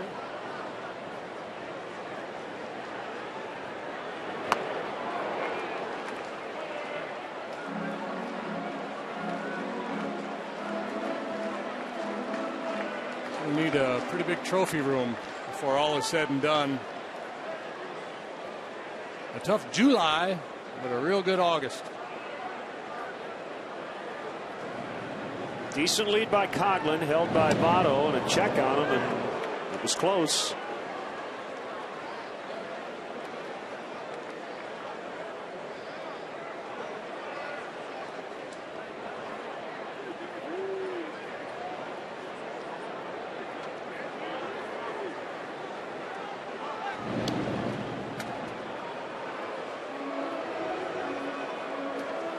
We always debate whether hitting is contagious or not, but we do know that chickenpox is, and chickenpox has infiltrated the Kansas City Royals clubhouse.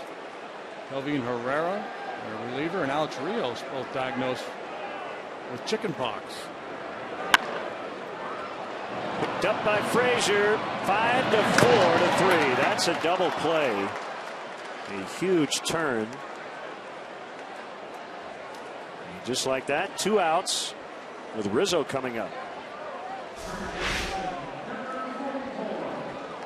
Coughlin tries to get a piece of Phillips to disrupt the double play turn, but Phillips pretty elusive out there when making the turn.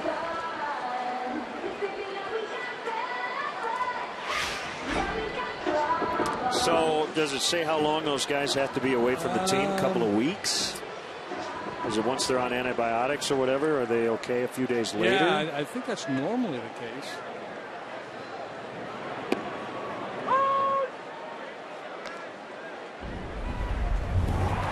Rizzo tied the game in the 4th inning with this blast just to the left of straightaway center.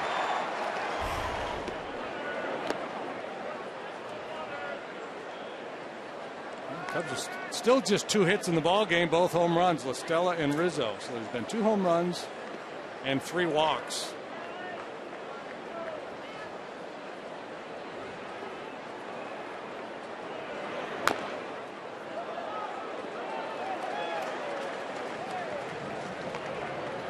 Clayton Richard warming up in the Cubs bullpen. Iglesias not getting the swings and misses this time through the batting order that he got earlier in the game, and that's not atypical. Get a better feel for the release point, the stuff, how he's going about it.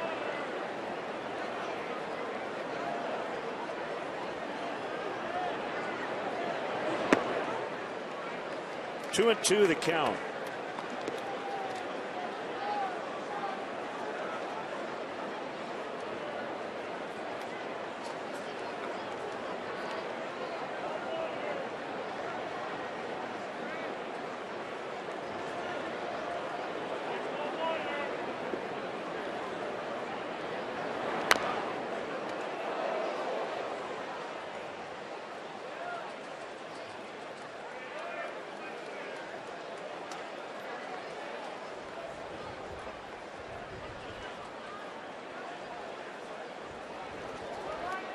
Jersey pretty well soaked through.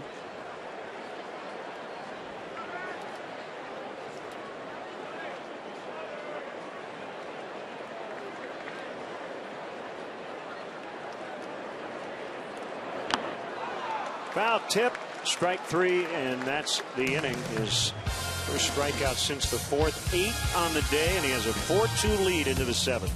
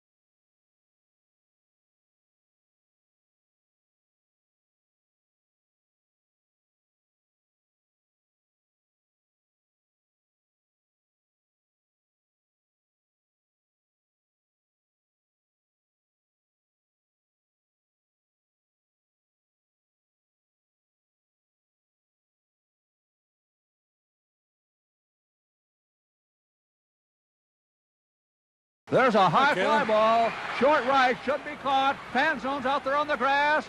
He has it. It's a no-hitter from Pappas. A no-hitter from Milt Pappas. Oh! It was on this date 43 years ago. Milt Pappas with a no-hitter here at Wrigley Field against the San Diego Padres. He's here to conduct the 7th inning stretch. Milt, how are you? Hey, Milt. You got to get your microphone sorted out here first. I lost something. There we go. I know I lost my marbles a long time ago. 4-2 Cincinnati as we get into the 7th. So, Jake Arrieta, did you stay up late and watch the other night? Yes, I sure did. You know, and I was here too when Cole Hamels pitched his, and I said, you know what? It's a heck of a lot easier watching it than throwing it. No doubt. The pressure's on them. The pressure's off of me. So I did my job. Did you kind of relive the emotions watching it? You kind of go pitch by pitch with them. I got hyped up. You know, I'm thinking, do I want to see him break it? Don't I want to see him break it? Do I want to? As long as it didn't happen in Wrigley Field, I wasn't too upset because I'm still the last Cub pitcher to pitch a no-hitter at Wrigley Field. That helps. What was the weather like that day? September 2nd, 1972. It was about 58, 59, overcast. It was not a real day. It wasn't a day like today, I'll guarantee you. Not one like today. I would have never made it. But, yeah, it was cool. And right away, about halfway into my warm-ups, I could tell I got to be a pitcher today, not a thrower. Just didn't quite have that feeler. I could tell that I got to hit the spots. And that's what I was noted for. I mean, I had great control. So I said, I'm not going to vary just because it's 55 degrees outside, because that's the time you get hurt. So less than 2 weeks later, you got your 200th win. You beat the Expos in this ballpark. Yeah, that's a funny story because I saw Gene Mauch after the game. About 5 of his guys come from the dugout over here to the Cubs dugout. And I said, well, isn't that very nice? I said, Mauch is coming over to congratulate me. And what he was doing, he was coming over to start a fight with Jose Cardinal. Wait a minute. That's not what we do here. Did somebody break it up? Oh, yeah. Okay, good. 2 outs in the inning, and Joe's going to make a change. He wants Clayton Richard. So Cahill, his Cub debut. Did you vary at all, Jim, on weather days? Not so much. No. We'll take a break. Sleepy's call to the pen. We'll be back.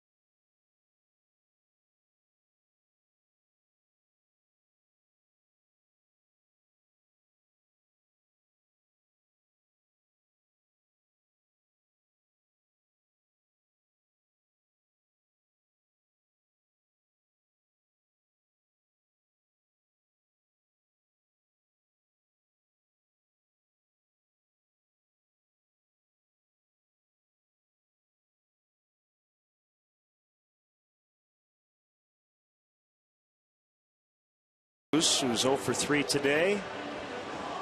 So it'll be lefty against lefty with 2 outs in the 7th. Milt Pappas is with us before the stretch. Good job by Trevor Cahill, an inning and 2/3. No hits, no runs. He walked a man, didn't strike anybody out. At the plate inside, ball 1.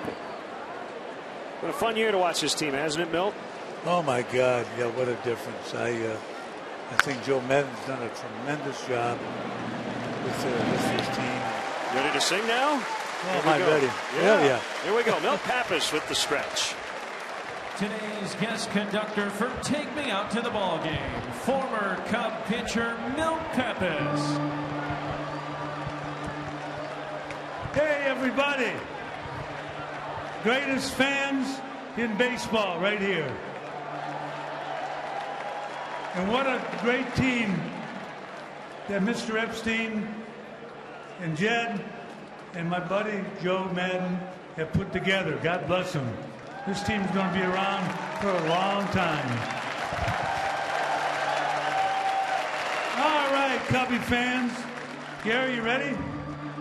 Let me hear you. A 1, a 2, a 3. Take me out to the ball game. Take me out with the crowd. Buy me some peanuts and Cracker Jack. I don't care if I ever get mad. Let me root for the Cubbies. If they don't win, it's a shame. For it's 1, 2, 3 strikes, you're out at the old ball game. Let's get some runs, please.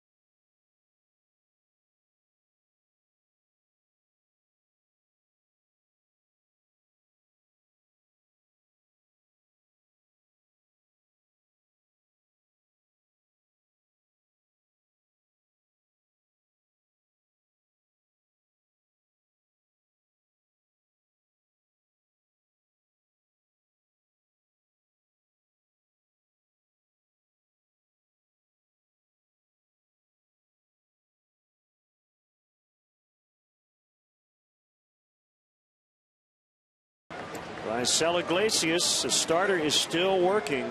He's in a very good stretch coming off a terrific August. Stellar so far to start the month of September here today. But the Cubs still have 3 more at bats. Iglesias into bonus time, getting into the 7th on a hot day like today. Closing in on 100 pitches. There's action in the Reds bullpen.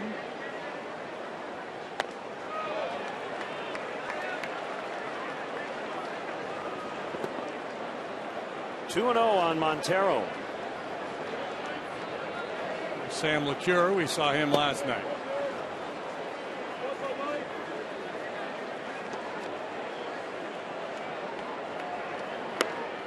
Brian Price, the manager of the Reds, is a former pitcher.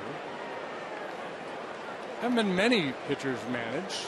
Buddy Black lost his job earlier this year. It would be an interesting study to see whether former pitchers tend to have longer leashes with starting pitchers than non-pitching managers. Montero came out of his shoes on that swing.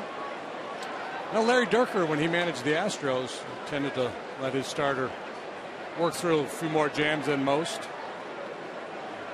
Tommy Lasorda in L.A. after the Arrieta no-hitter in the press box said he once told Oral Hershiser, "So you like to play poker?" Oral said, "Yeah." So do you ever get up in the middle of the game and hand your hand to somebody else and say, you finish, I'll see you tomorrow"? He said, "No." He said, "Why?" He said, "It's my money." He said, "Well, the bullpen guys are taking your money." So that was his analogy. He wanted all of his starters to finish. Another strikeout for Iglesias. 9 today. 32 strikeouts in his last 3 starts. Second in Reds history for a rookie, behind Gary Nolan, who had 36.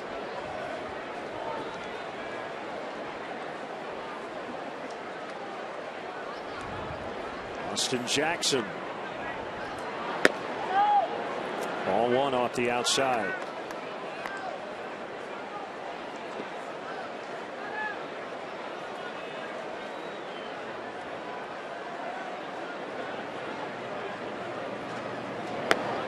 Well, as advertised, he's been tough as nails on the right-handed hitters. Cubs have 2 hits today. Solo home runs by lefty hitting Rizzo and La Stella. They've worked 3 walks, 2 of those to left-handed batters.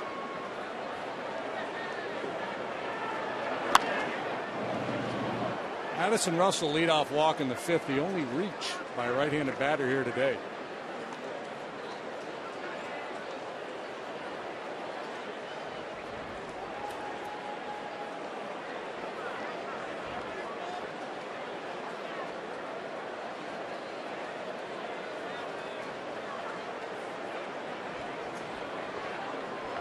Pitch number 102 for Iglesias. Rising fastball, and Jackson pounded straight back to the net.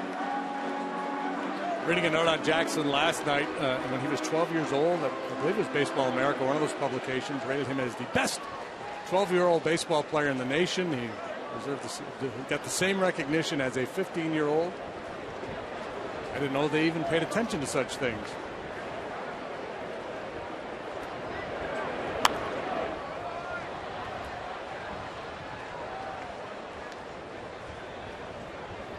So what happened when he was 13?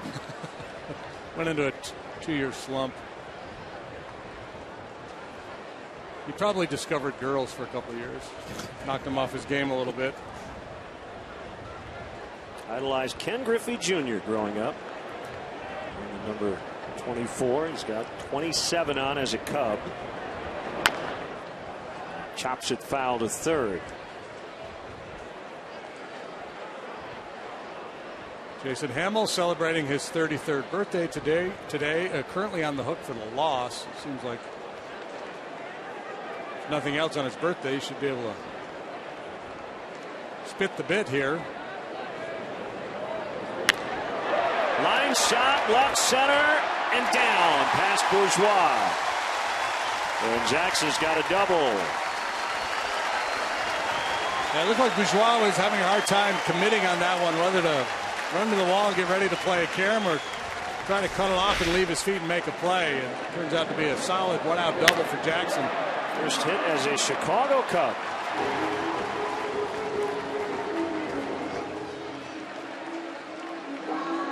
So a little late adjustment Bourgeois had to make on that ball.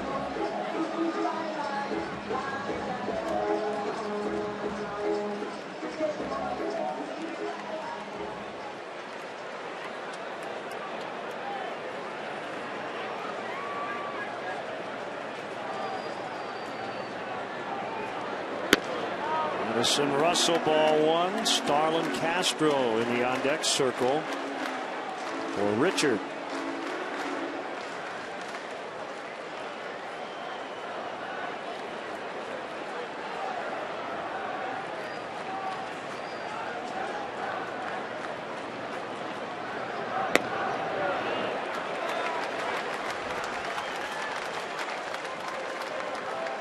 Iglesias very animated right now, yelling into his glove after he missed on ball two.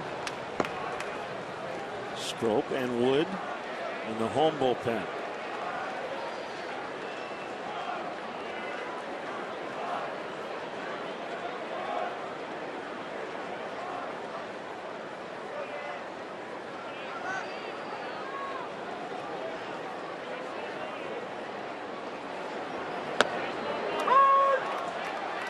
In that drop down delivery, this time he does catch the outside corner.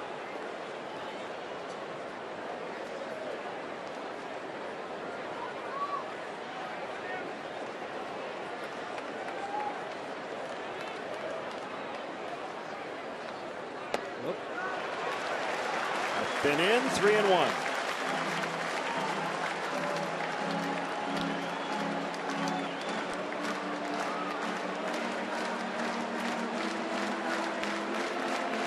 I think Iglesias is nearing the end of the line here. 109 pitches. I would think definitely if he loses Russell here, he'll be gone.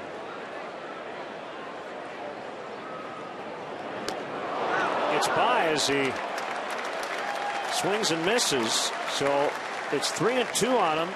We're now a runner at third and only one out. Second time this year Iglesias has hit 110. His career high 113 pitches, also against the Cubs on July 21st in Cincinnati. Pass ball charge to Pena. 2-run lead, so infield stays back.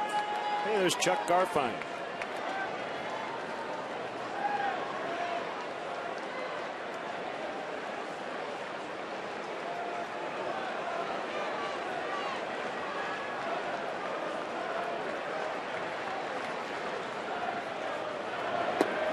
Struck him out. That's a big one. With a runner at third, 2 outs. Double digits for the third straight start. It's been his go-to. That slider.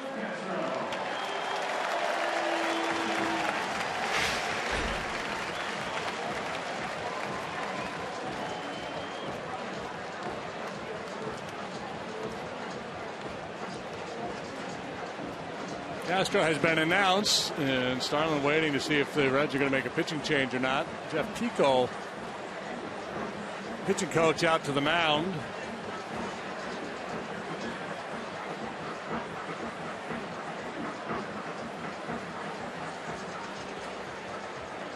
I would imagine Brian Price likes the matchup of Iglesias' slider against Castro.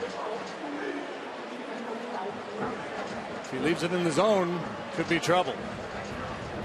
Jeff Pico, Cub fans will remember, made his major league debut with the Cubs in 1988 through a complete game shutout against the Reds.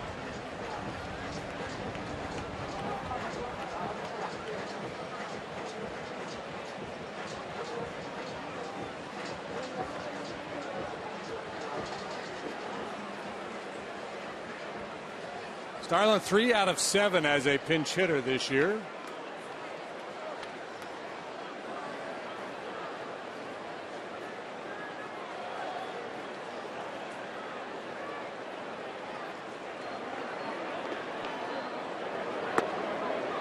Called strike one.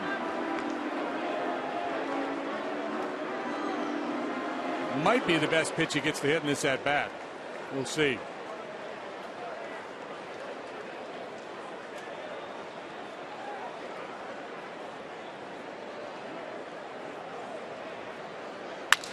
Breaks his bat as the ball goes to Phillips, and that'll be the inning. So Iglesias navigates around the double and the passed ball. It's 4-2 Cincy after 7.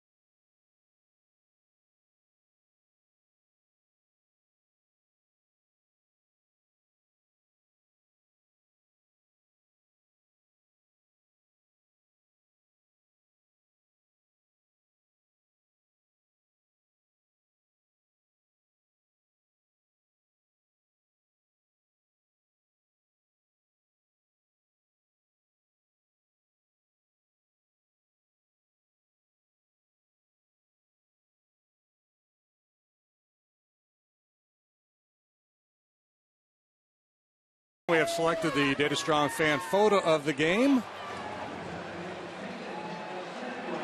Drum roll, please. There you go. K. Roof and company. You tweet your strongest fan photo to hashtag Northside Data Strong fan, and you just might see yourself in an upcoming broadcast brought to you by T-Mobile. I wonder if she's any relation to Phil Roof. Babe. It's Travis Wood. We'll get Votto here to start, then Phillips and Frazier. Travis 5-4, 4.46 the ERA. He's on for the 43rd time. Cahill and Richard very good in support of Jason Hamill here today. Those are ground ball guys, and that's what they did. Got a lot of outs on the ground. Travis a fly ball pitcher, so it's a little dicier proposition for Travis on a day like today.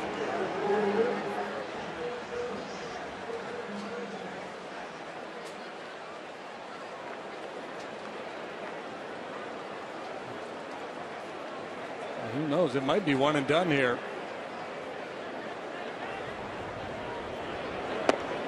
Outside, ball one to Votto. Pedro Strop is up in the Cubs bullpen. We might have a Strop Phillips rematch.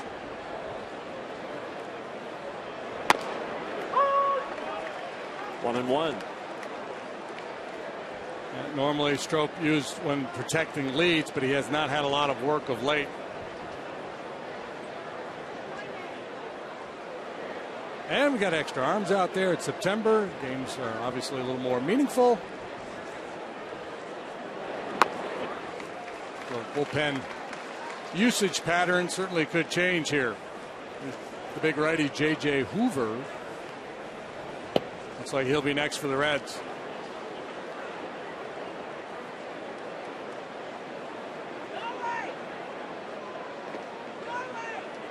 Studies Travis Wood as the pitch is outside on a fastball at 93. And it's 2-2.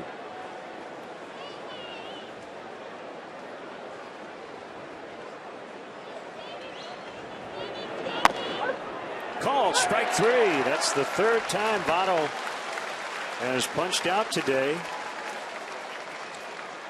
And that will do it for Travis Wood. So your mission, should you choose to accept it, come in and get Votto. He accepted it. He did it.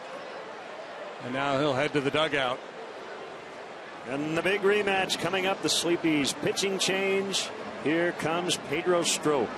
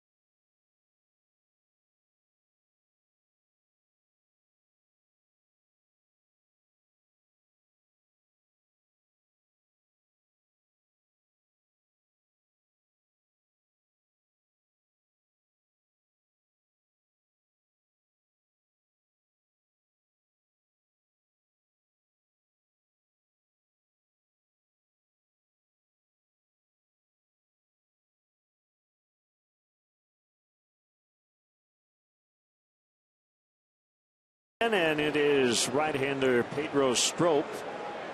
And he was ready to go, but still have a fair amount of time left on the between innings or pitching change clock. This is Strop striking out Brandon Phillips. Caught each other's stare, and Pedro kind of got a little emotional, and Brandon Phillips, I think, handled it well. Everybody has a differing opinion on those types of situations. I guess mine would be it doesn't really matter in the end. If Phillips then gets Strop here, he can do cartwheels around the bases for all I care. But some players don't like that stuff. Moonwalk around the bases. Yeah, 1-1. So I guess if you do it, you dish it out, you got to be able to take it. Is generally how life is supposed to work, but it doesn't always work out that way.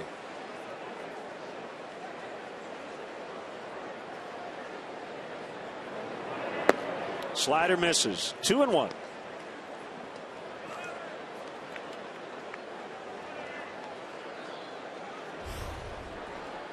Strop has been on a very nice roll. AT&T U-verse multi-view. Phillips bounces foul. And as I mentioned, he has not pitched a whole lot in the last week. Pitching the win at San Francisco, beginning of the road trip, and he had not pitched until last night. Gave up 3 runs in an inning against the Tigers on the 18th of August. And those are the only runs he has allowed since July 17th. There's a base hit. Oh, and Phillips doing the Cub helmet rub going down the line, a little bat toss. Yeah. So he's getting his revenge.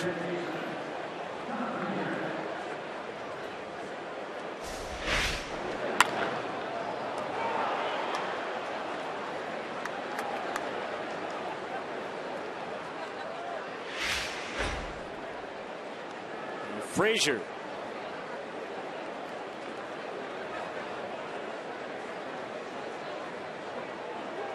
And Strop now pointing over to Phillips as if to say, okay, you win that one. Now we'll just play baseball.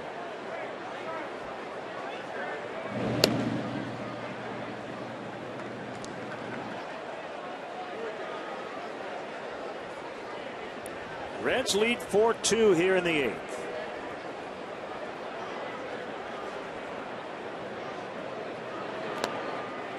Nice pick.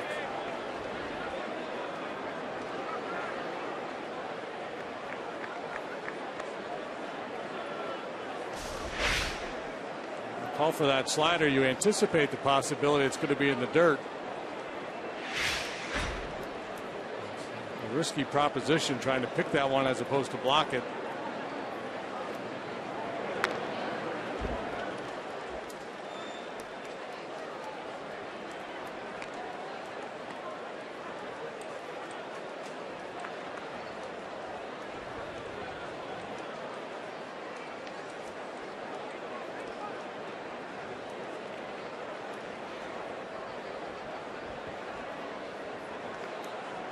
too big a lead by Phillips, and that ball's hammered into left.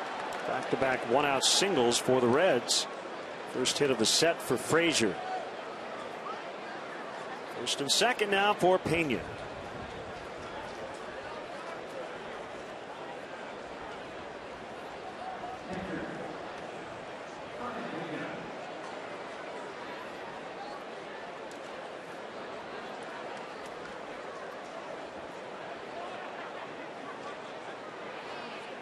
Pena, a couple of ground balls to second base his last 2 trips after doubling first time up.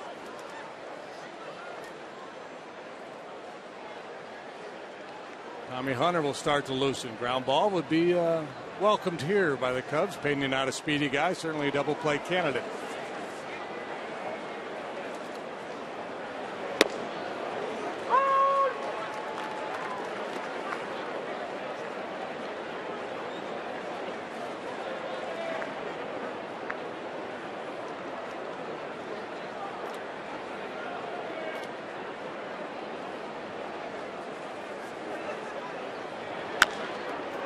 Hit very hard. LaStella will get the out at second for first. Late. That would have been an improbable turn, considering how softly that ball was rolled to LaStella, but they almost executed. 2 outs. Yeah, and you see LaStella, the good backhand flip to Russell, who comes flying across the bag and steams this throw over to first. And Brian Price out to talk with Paul Schreiber, the second base umpire. It's a neighborhood play, I think, and I cannot imagine it would be deemed otherwise based on what we've seen this year.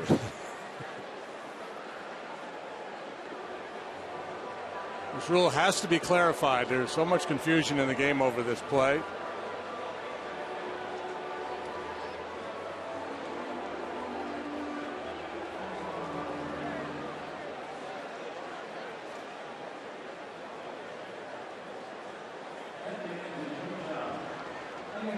Dangerous 7-hitter Suarez.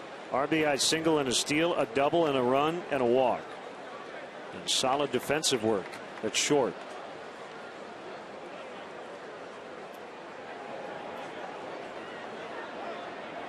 Pitch. It's a strike.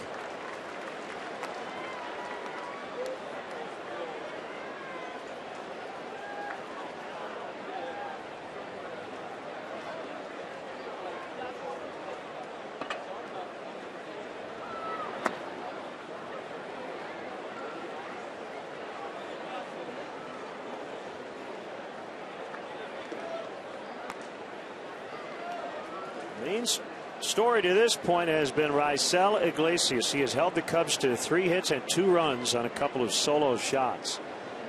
LaStella and Rizzo. Strop trying to keep him close here. Swing and a miss. And he's ahead in the count. 1-2.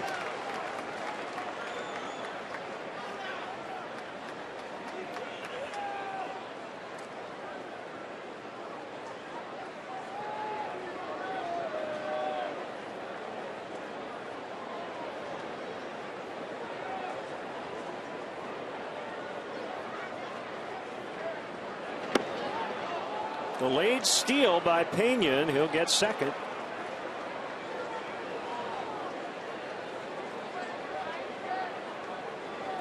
was well executed by Brian Pena. That is his 6th career stolen base. You'll see it here. Just shuffle, shuffle, shuffle. And as the pitch crosses home plate, off he goes. It looked like he was primed there to stop if there were a throw to get in a rundown.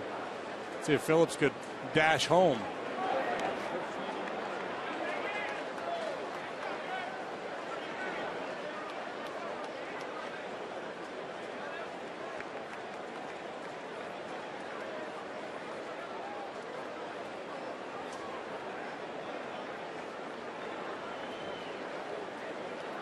Suarez doesn't walk much. They're working hard in with fastballs. Would be an option or slider away. Slider down. He gets him on the slider, and the inning comes to an end as Phillips and Strop may have a friendly word here. 4-2 Reds.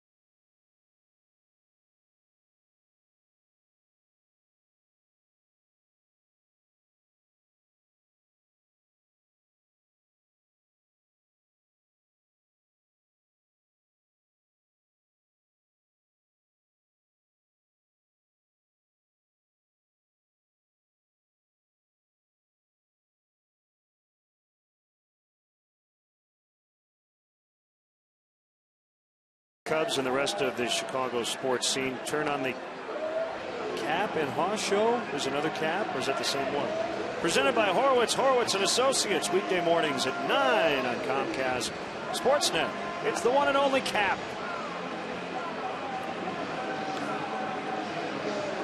It's J.J. Hoover in the 8th. Now Hoover's having a very nice year. Setting up for Aroldis Chapman. He's won 6 games. He's pitched to a 1.74 ERA. A good mix of pitches. Good heater. Real good curveball. Also throws a slider and a change. Ryan Lamar is in to play center. We'll move Bourgeois over to left. Tommy La Stella has homered today, and he takes a strike. Albert Pujols of the Angels today has tied Manny Ramirez for 14th on the all-time home run list, hitting number 555. He's 35th this season. The Angels have a 6-3 lead at Oakland in the top of the 4th.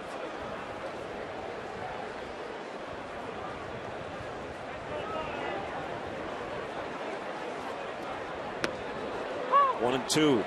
Curve is 75.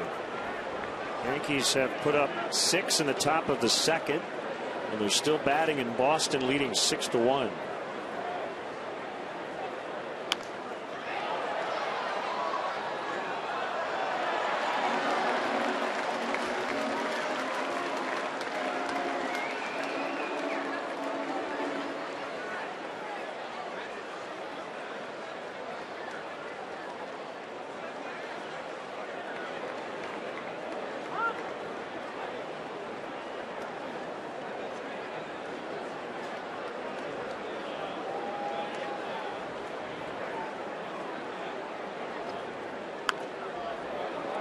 .35 home runs for Pujols, most since he left St. Louis. This is his 4th year in Anaheim. Even halfway through his contract, right?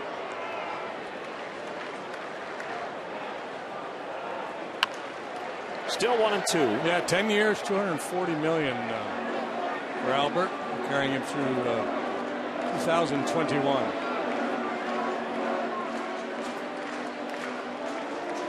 Jeff Locke will pitch for the Pirates tonight in Milwaukee. Zach Davies, a right-hander, will make his major league debut for the Brewers. That deflects off the foot of the pitcher, and Votto beats La Stella to the bag. That'll go 1-3 the hard way.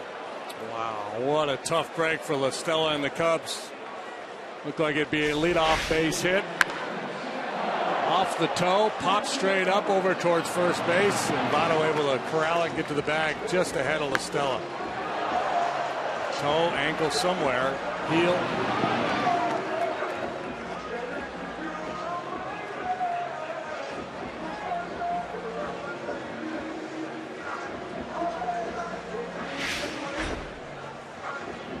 One of the Reds' athletic trainers out to check on Hoover along with Brian Price. And we have news involving the Cardinals tonight. Michael Wacha will not pitch. He's being skipped to make sure they conserve his innings. So Tyler Lyons will go against Max Scherzer in St. Louis.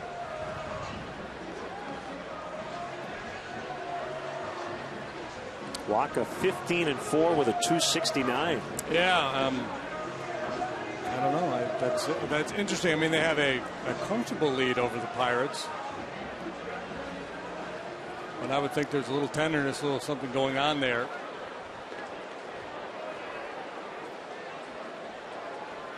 So 1 out, nobody aboard, and it's Fowler. He has struck out and grounded out twice. As the Cubs rally here, Rondon getting ready along with Hunter. Outside 2-0.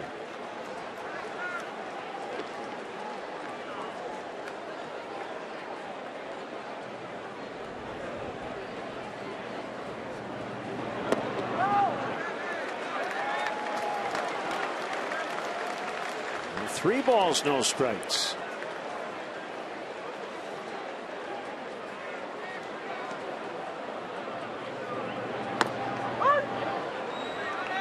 Trailing fastball at 94. It's 3-1.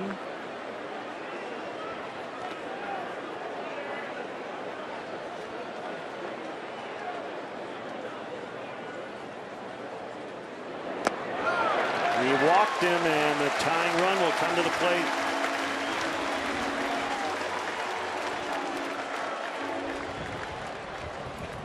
Even with September call-ups, the Reds do not have options in the bullpen from the left side other than Aroldis Chapman.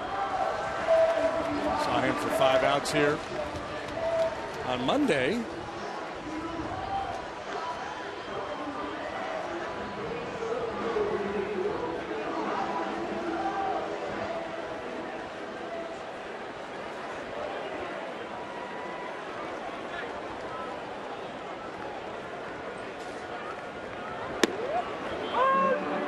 Question for you, and I have not noticed how many of the Reds relievers have sat in the bullpen all day, but those who have, doesn't that sound like a bad idea on a hot day like this?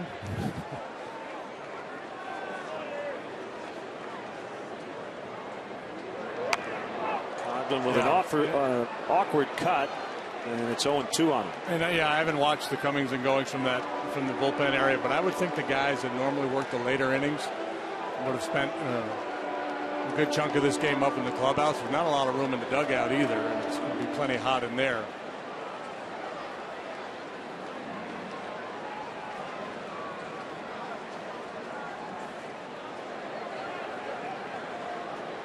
It's about the only protection you'll get on a day like this.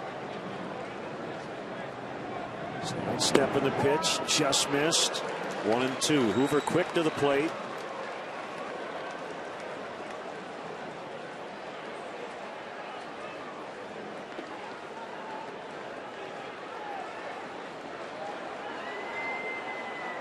#211th career appearance for Hoover, all in a Reds uniform. Originally drafted by the Braves.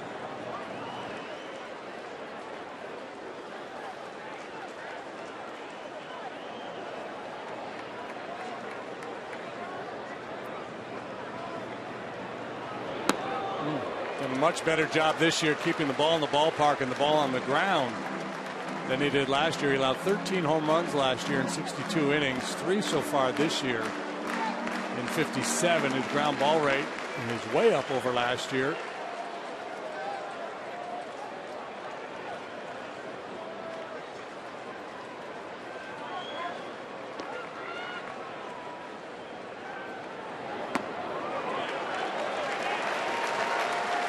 Full count, 3-2. Bryant is next. See if Fowler's on the move here.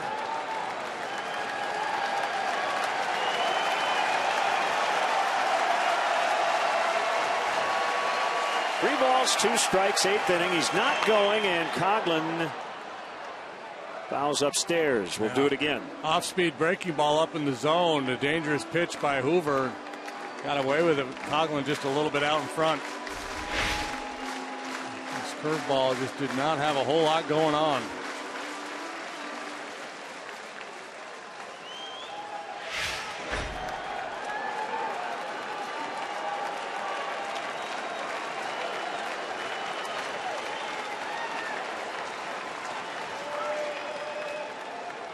Sometimes on a day like today, the curveball can be a bit of an issue. The feel on it, the hands wet, hard to get the grip. We got him. First strikeout, second out of the inning. From Hoover's perspective, always good to have a plan B. He goes upstairs with 94 to get Coughlin.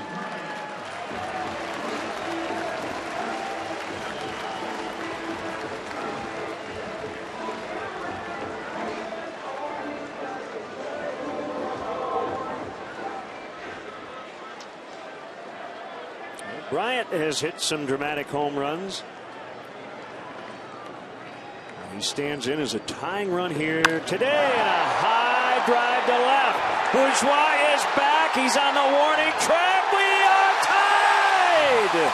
Oh, baby. Chris Bryant. And it's 4-4. Boy, does he love hitting in this ballpark. He has had some magical moments. And like last night, a big home run late in the ball game. Yesterday it was Schwarber with the go-ahead. Here Bryant ties the ball game. Hoover again with the curveball, and again it's a bit sloppy. And then a high, towering drive off the bat of Chris Bryant. That's a thing of beauty, and we are tied.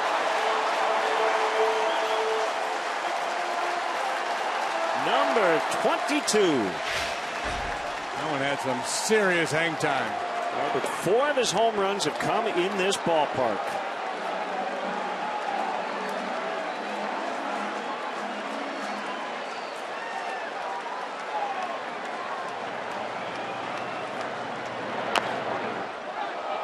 Tapper Rizzo's got a chance here, and he's on with about a 12-foot single.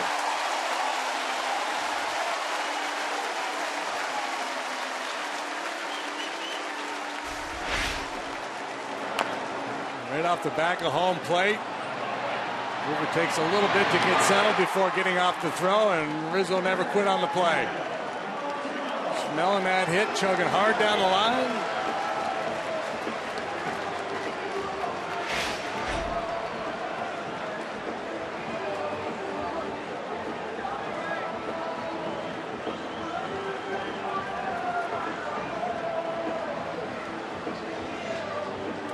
We will see Hector Rondon in the 9th. Whether it's tied or the Cubs can grab the lead.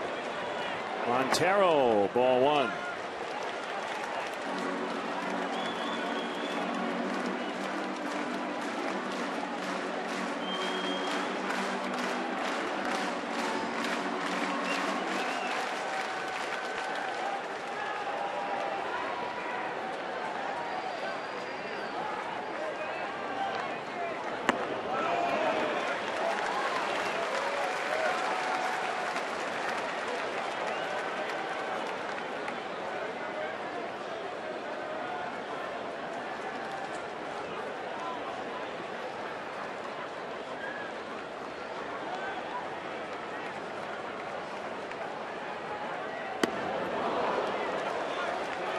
Two and 1. Bryant closing in on Billy Williams for the club rookie home run record. He's also closing in on the rookie RBI record.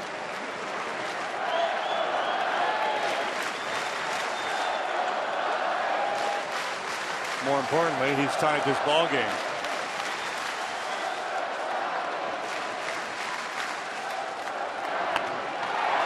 Fly ball right center. 2 outfielders converging, and Lamar lost his hat, caught the ball. It has been a fun year here at Wrigley Field. Some dramatic moments. This one just the latest. Bryant has hit some dramatic home runs. He stands in as a tying run here today, and a high drive to left. Bourgeois is back. He's on the warning track. We are tied. Oh, baby. Chris Bryant. And it's 4-4.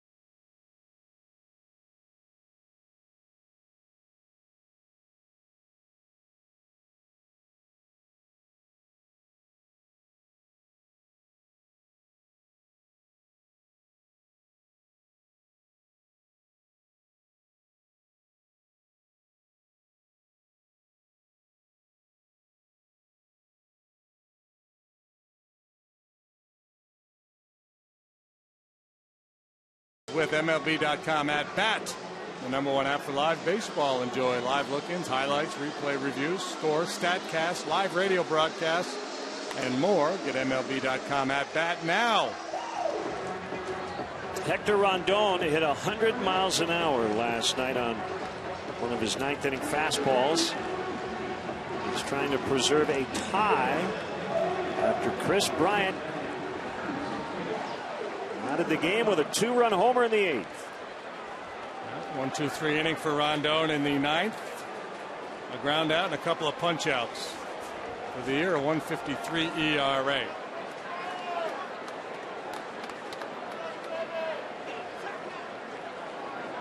Tucker Barnhart, switch hitting catcher, off the bench as a pinch hitter. And he takes ball 1.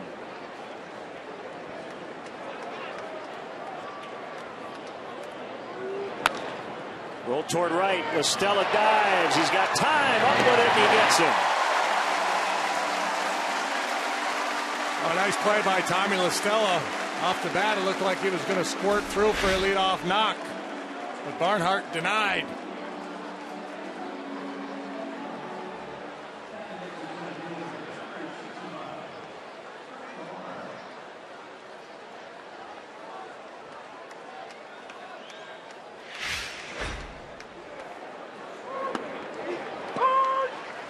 Slider for a strike on Ryan Lamar, now playing center.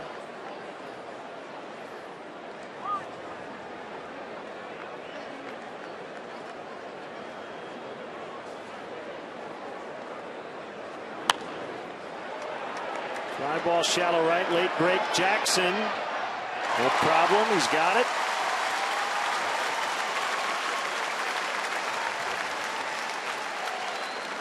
Well, key there is you just have to be assertive as the outfielder. Once you recognize that it's your play, and be as loud as possible to run that infielder off.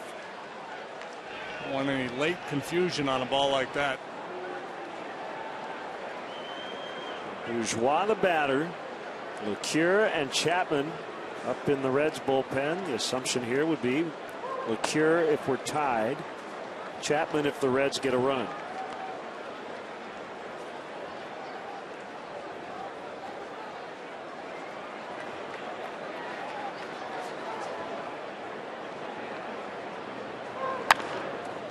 Late swing and grounded foul. Nicely done by Pedro Villarreal, protecting the bullpen catchers.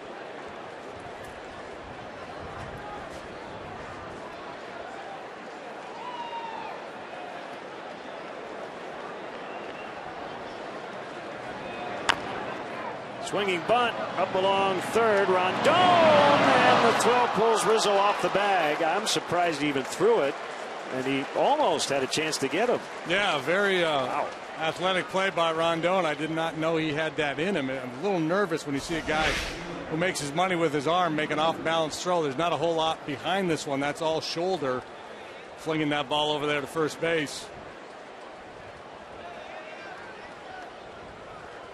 It's pretty slick, but it'll be a 2-out hit for Bourgeois, who is certainly capable of stealing a base.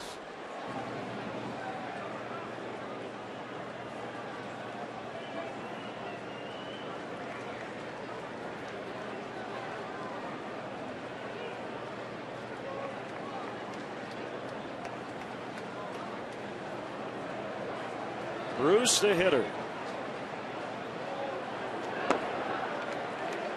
And ball 1.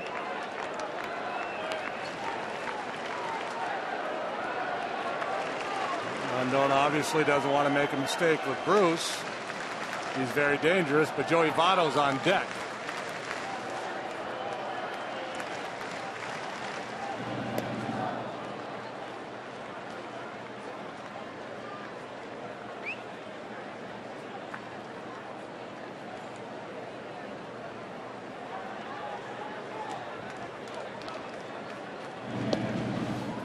Rondon's fastball today ranging from 95 to 98 miles an hour.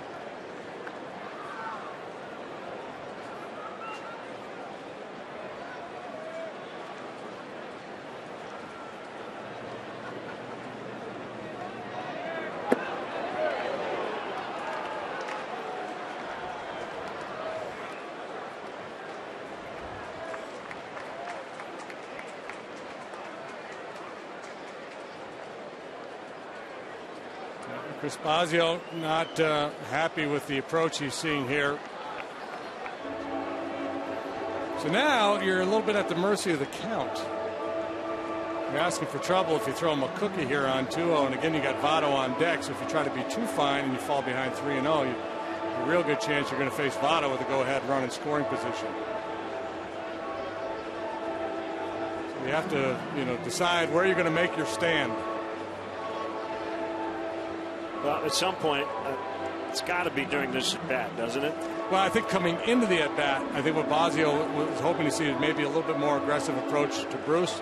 But now you're 2-0. Now it's 2-0. It's more dicey. Yeah. Yep.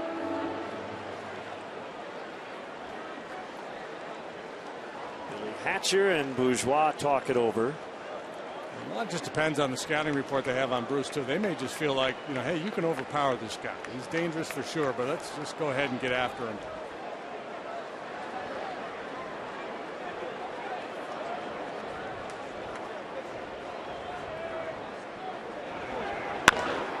And Hart, right through the legs of Chris Bryant. An error on Bryant. And hopefully that will not come back to bite the Cubs here in the ninth. So Bryant just hit the big home run to tie it. That ball was hit hard, but right at him. And a pretty routine play. Yeah, and routine, given the nature of how the ball was hit. But it's so rare to see a left-handed hitter like Bruce hit the ball that hard on the ground the other way. See this a lot. You see third basemen surprised a lot by balls like this from left-handed hitters. A ball he certainly should have at least knocked down, and had he done that, would have had time to make a play. Really in the danger zone now. 2 outs, but Votto at the plate. Inside, ball 1. So clearly this is not setting up as an intentional walk, but if they get behind Votto, it may end up being that. Phillips is on deck.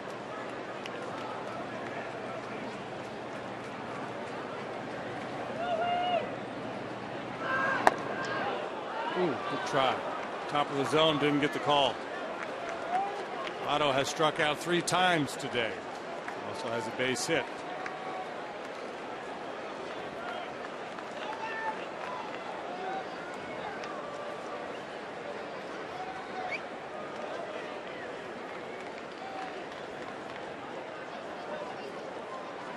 On Monday, Votto was intentionally walked with runners on first and second.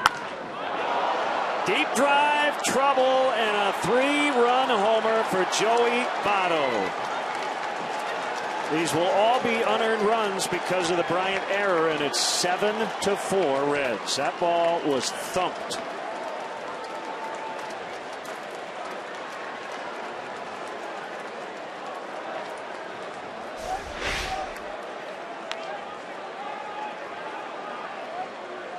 He's been the best hitter in baseball the second half of the year. He's been one of the best hitters in baseball for a good long while now, and skipping down the first baseline, and Joey Votto knew he got every bit of that one.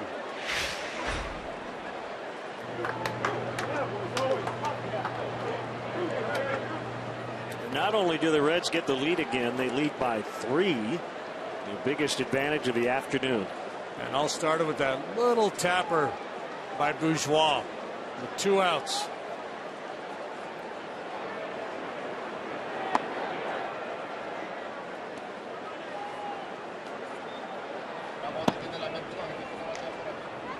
Yeah, the infield hit, the error on Bryant, and the 3-run blast by Votto.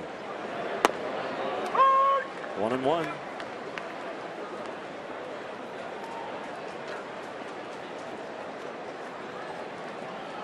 Cubs have another comeback in them. It'll have to be against a guy throwing 100.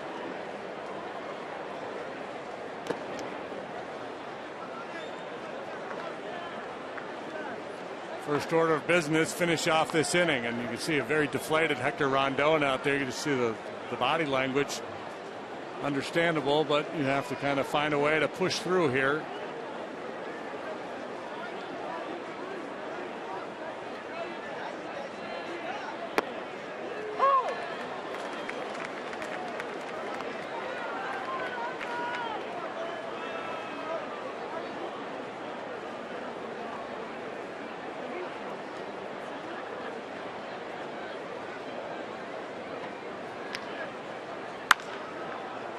Base hit right field. Phillips on again.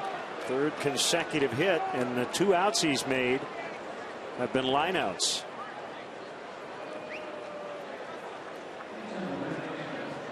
These are just Nintendo numbers. 581 on base percentage since the All-Star break. The league average on base percentage is 315. So 260 points better Votto than the average. And as I mentioned in the pregame, what he's doing here in the second half, bested only by Ted Williams and Barry Bonds.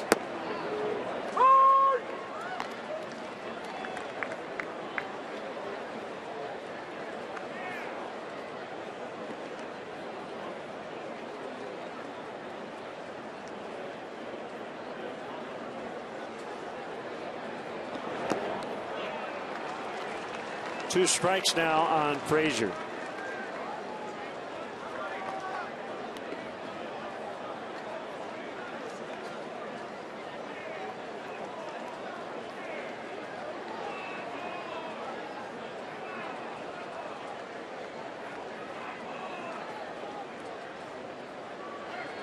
Phillips runs and Frazier fouls. Will reset.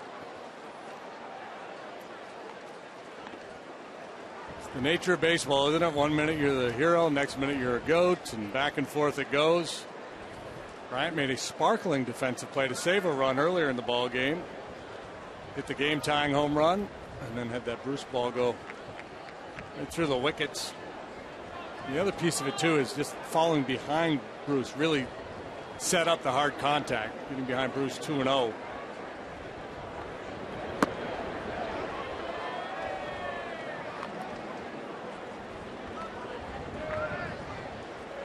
You know, Joe wants Rondon to get through this inning. 21 pitches. You've got an off day tomorrow, so you're not quite as concerned about the pitch count.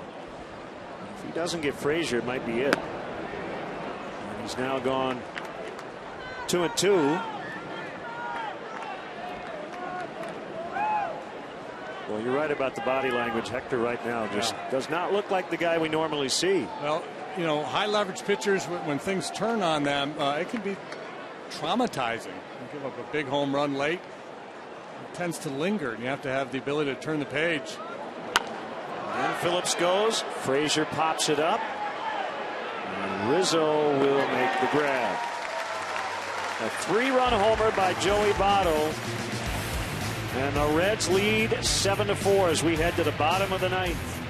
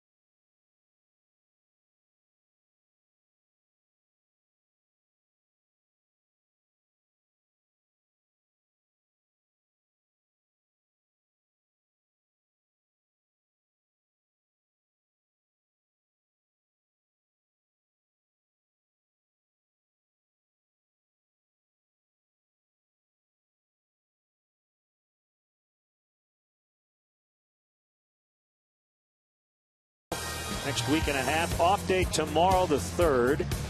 Then the Diamondbacks in for the weekend. We'll be on with you Friday and Saturday here on CSN. And then 4 in a row on the upcoming trip in St. Louis and Philadelphia. Labor Day weekend coming up. Can't believe it. Here's Aroldis Chapman. Well, the big lefty is a strikeout machine. He has punched out 96 in 54 1/3 innings. He's allowed 39 hits, 28 walks, 26 out of 28 in save opportunities, and a 1.82 ERA. Not only does he have a 100-mile-an-hour fastball, but he's got a slider and a changeup as well, and those are quality pitches, especially that slider.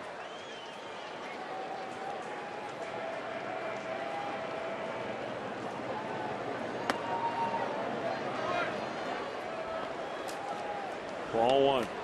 You would think a guy who can hit 103 on the gun would be a max effort guy, but he's not. Pretty smooth.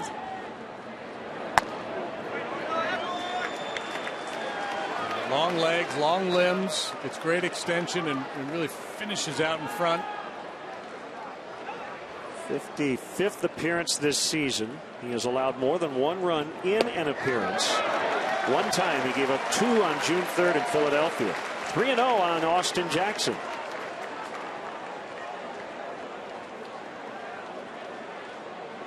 Jackson obviously in take mode here. Probably would be on 3-1 as well.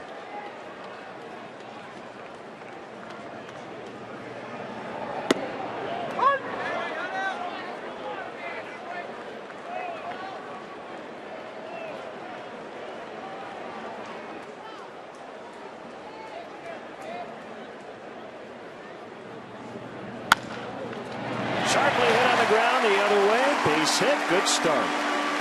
Not in take mode, and it pays off. With Chapman, I think you almost have to adopt a 2-strike approach right from the get-go. Just try to be real quick, short path to the ball. Taps the toe, throws the hands, and slashes 97 the other way for a leadoff knock. Good swing at that Cholula. One time the Cubs have gotten to Chapman for 3. That was in this ballpark on May 3rd, 2013. The Reds hung on to win that game 6-5. In a very different looking lineup for the Cubs. This was a 95-mile-an-hour fastball with a big lead on Monday night. I don't think Russell's going to see 95 this time. In fact, he just saw 100 on the Heat. Here it comes. Strike called.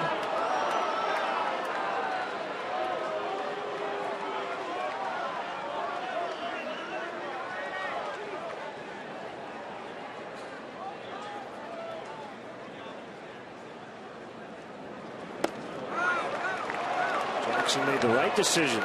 You cannot get thrown out on the bases. Nope. No need to be risky here, down 3. Certainly with the swing that Russell put on him the other night, though, he's gotten Chapman's attention. Tried a little, that was a changeup or a slider, something off the fastball. Couldn't really turn it loose.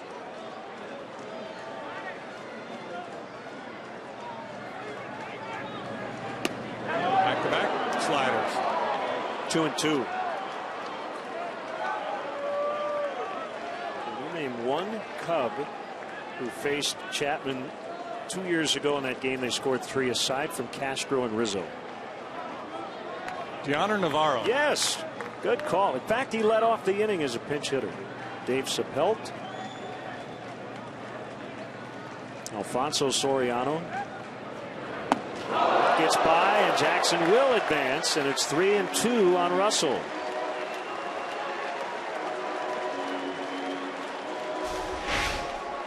Wind's blowing out. Anything can happen. 1-on-1 with some cutting action. Eludes Pena.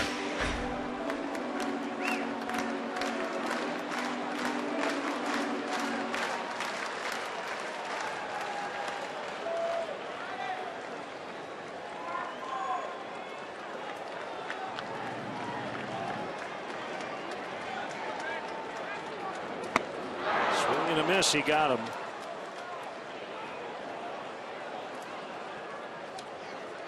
Boy, he threw it hard and he put it in a real good spot.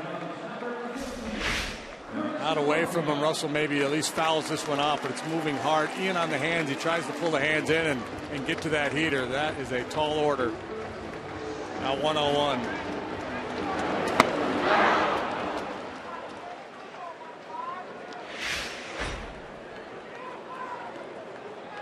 Chris Denorfia, the ex-Red, off the bench as a pinch hitter.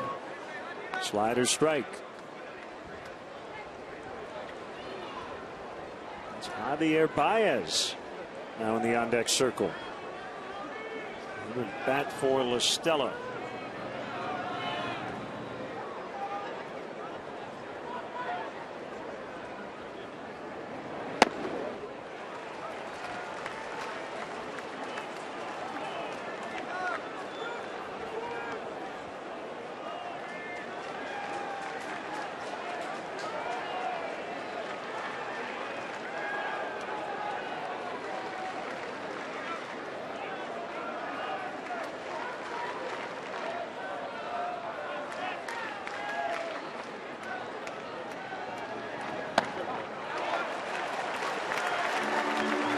Try to change up there.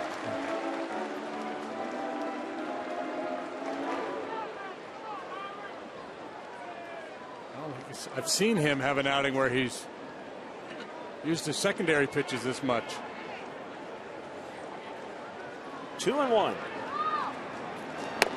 Inside, he's gone 3-1. Tell you what, a Javi Baez at bat representing the tying run would be a lot of fun to watch. Really would.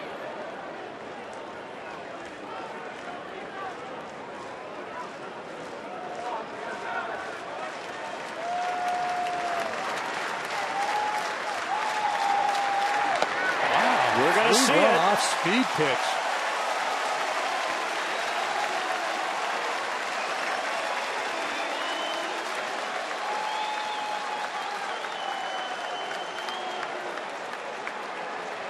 Here comes Baez. Really peculiar, the pitch selection here in this inning.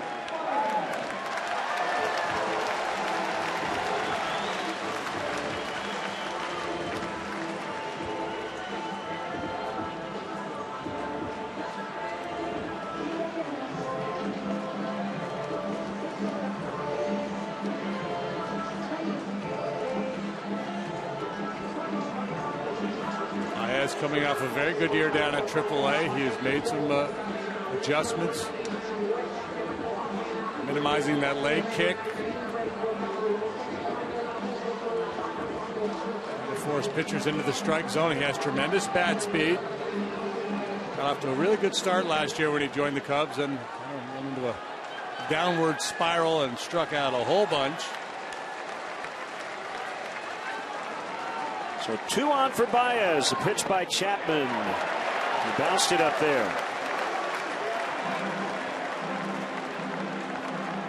It's like he's lost confidence in his fastball. It doesn't have command of the breaking pitch. I don't know how you lose confidence in 101.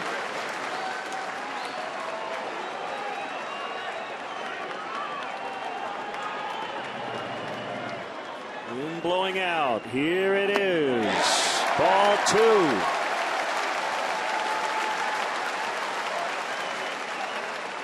Maybe Chapman is still fatigued from going first to home the other night.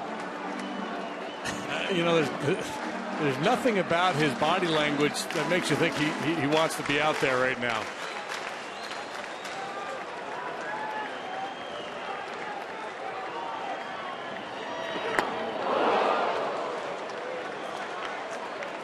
Two and one. I wonder if something's barking a little bit and he's just fighting his way through it.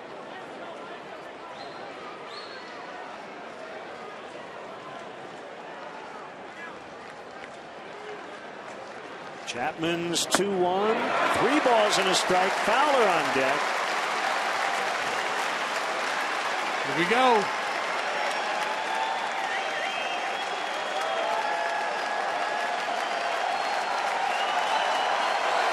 And the fans getting up on their feet.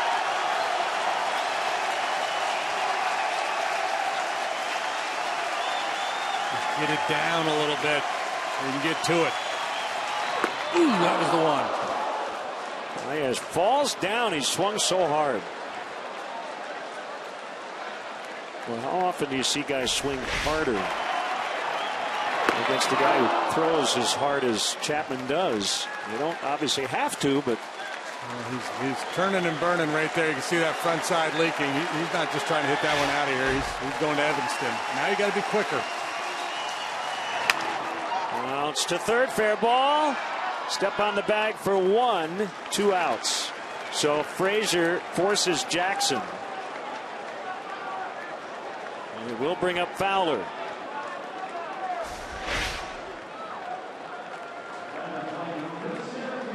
Spin out right there by Frazier, still able to get to the bag in time, and nothing left he could do. No play to be made on Baez.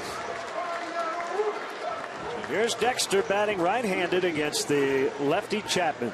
2 on, 2 down. Been a wild finish here. Chris Bryant with 2 outs in the 8th tied it on a home run off J.J. Hoover. But then Chris made a critical error in the top of the 9th in front of a Joey Votto 3-run homer. And they make one more comeback. Fowler into the seats behind the tarp. 0-1.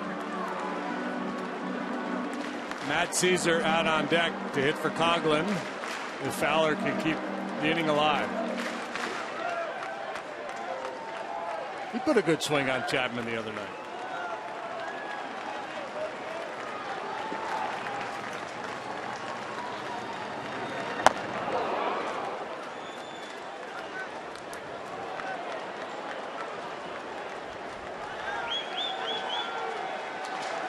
As much as he has struggled at times with his command this inning, he's getting swings and misses still on the fastball. Not locating his off speed. They're using it a lot more than we often see. 1-2.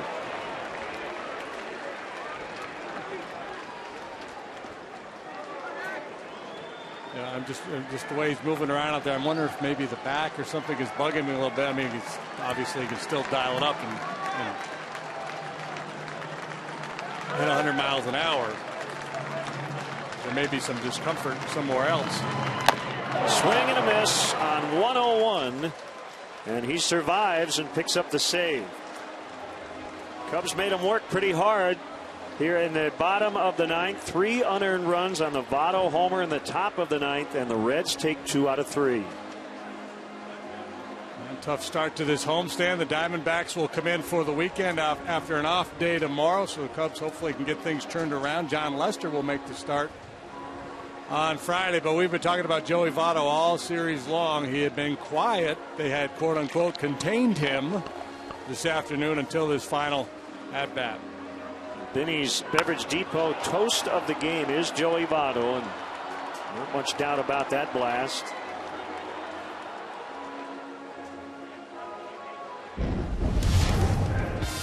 So once again, the final score today: the Reds 7 and the Cubs 4.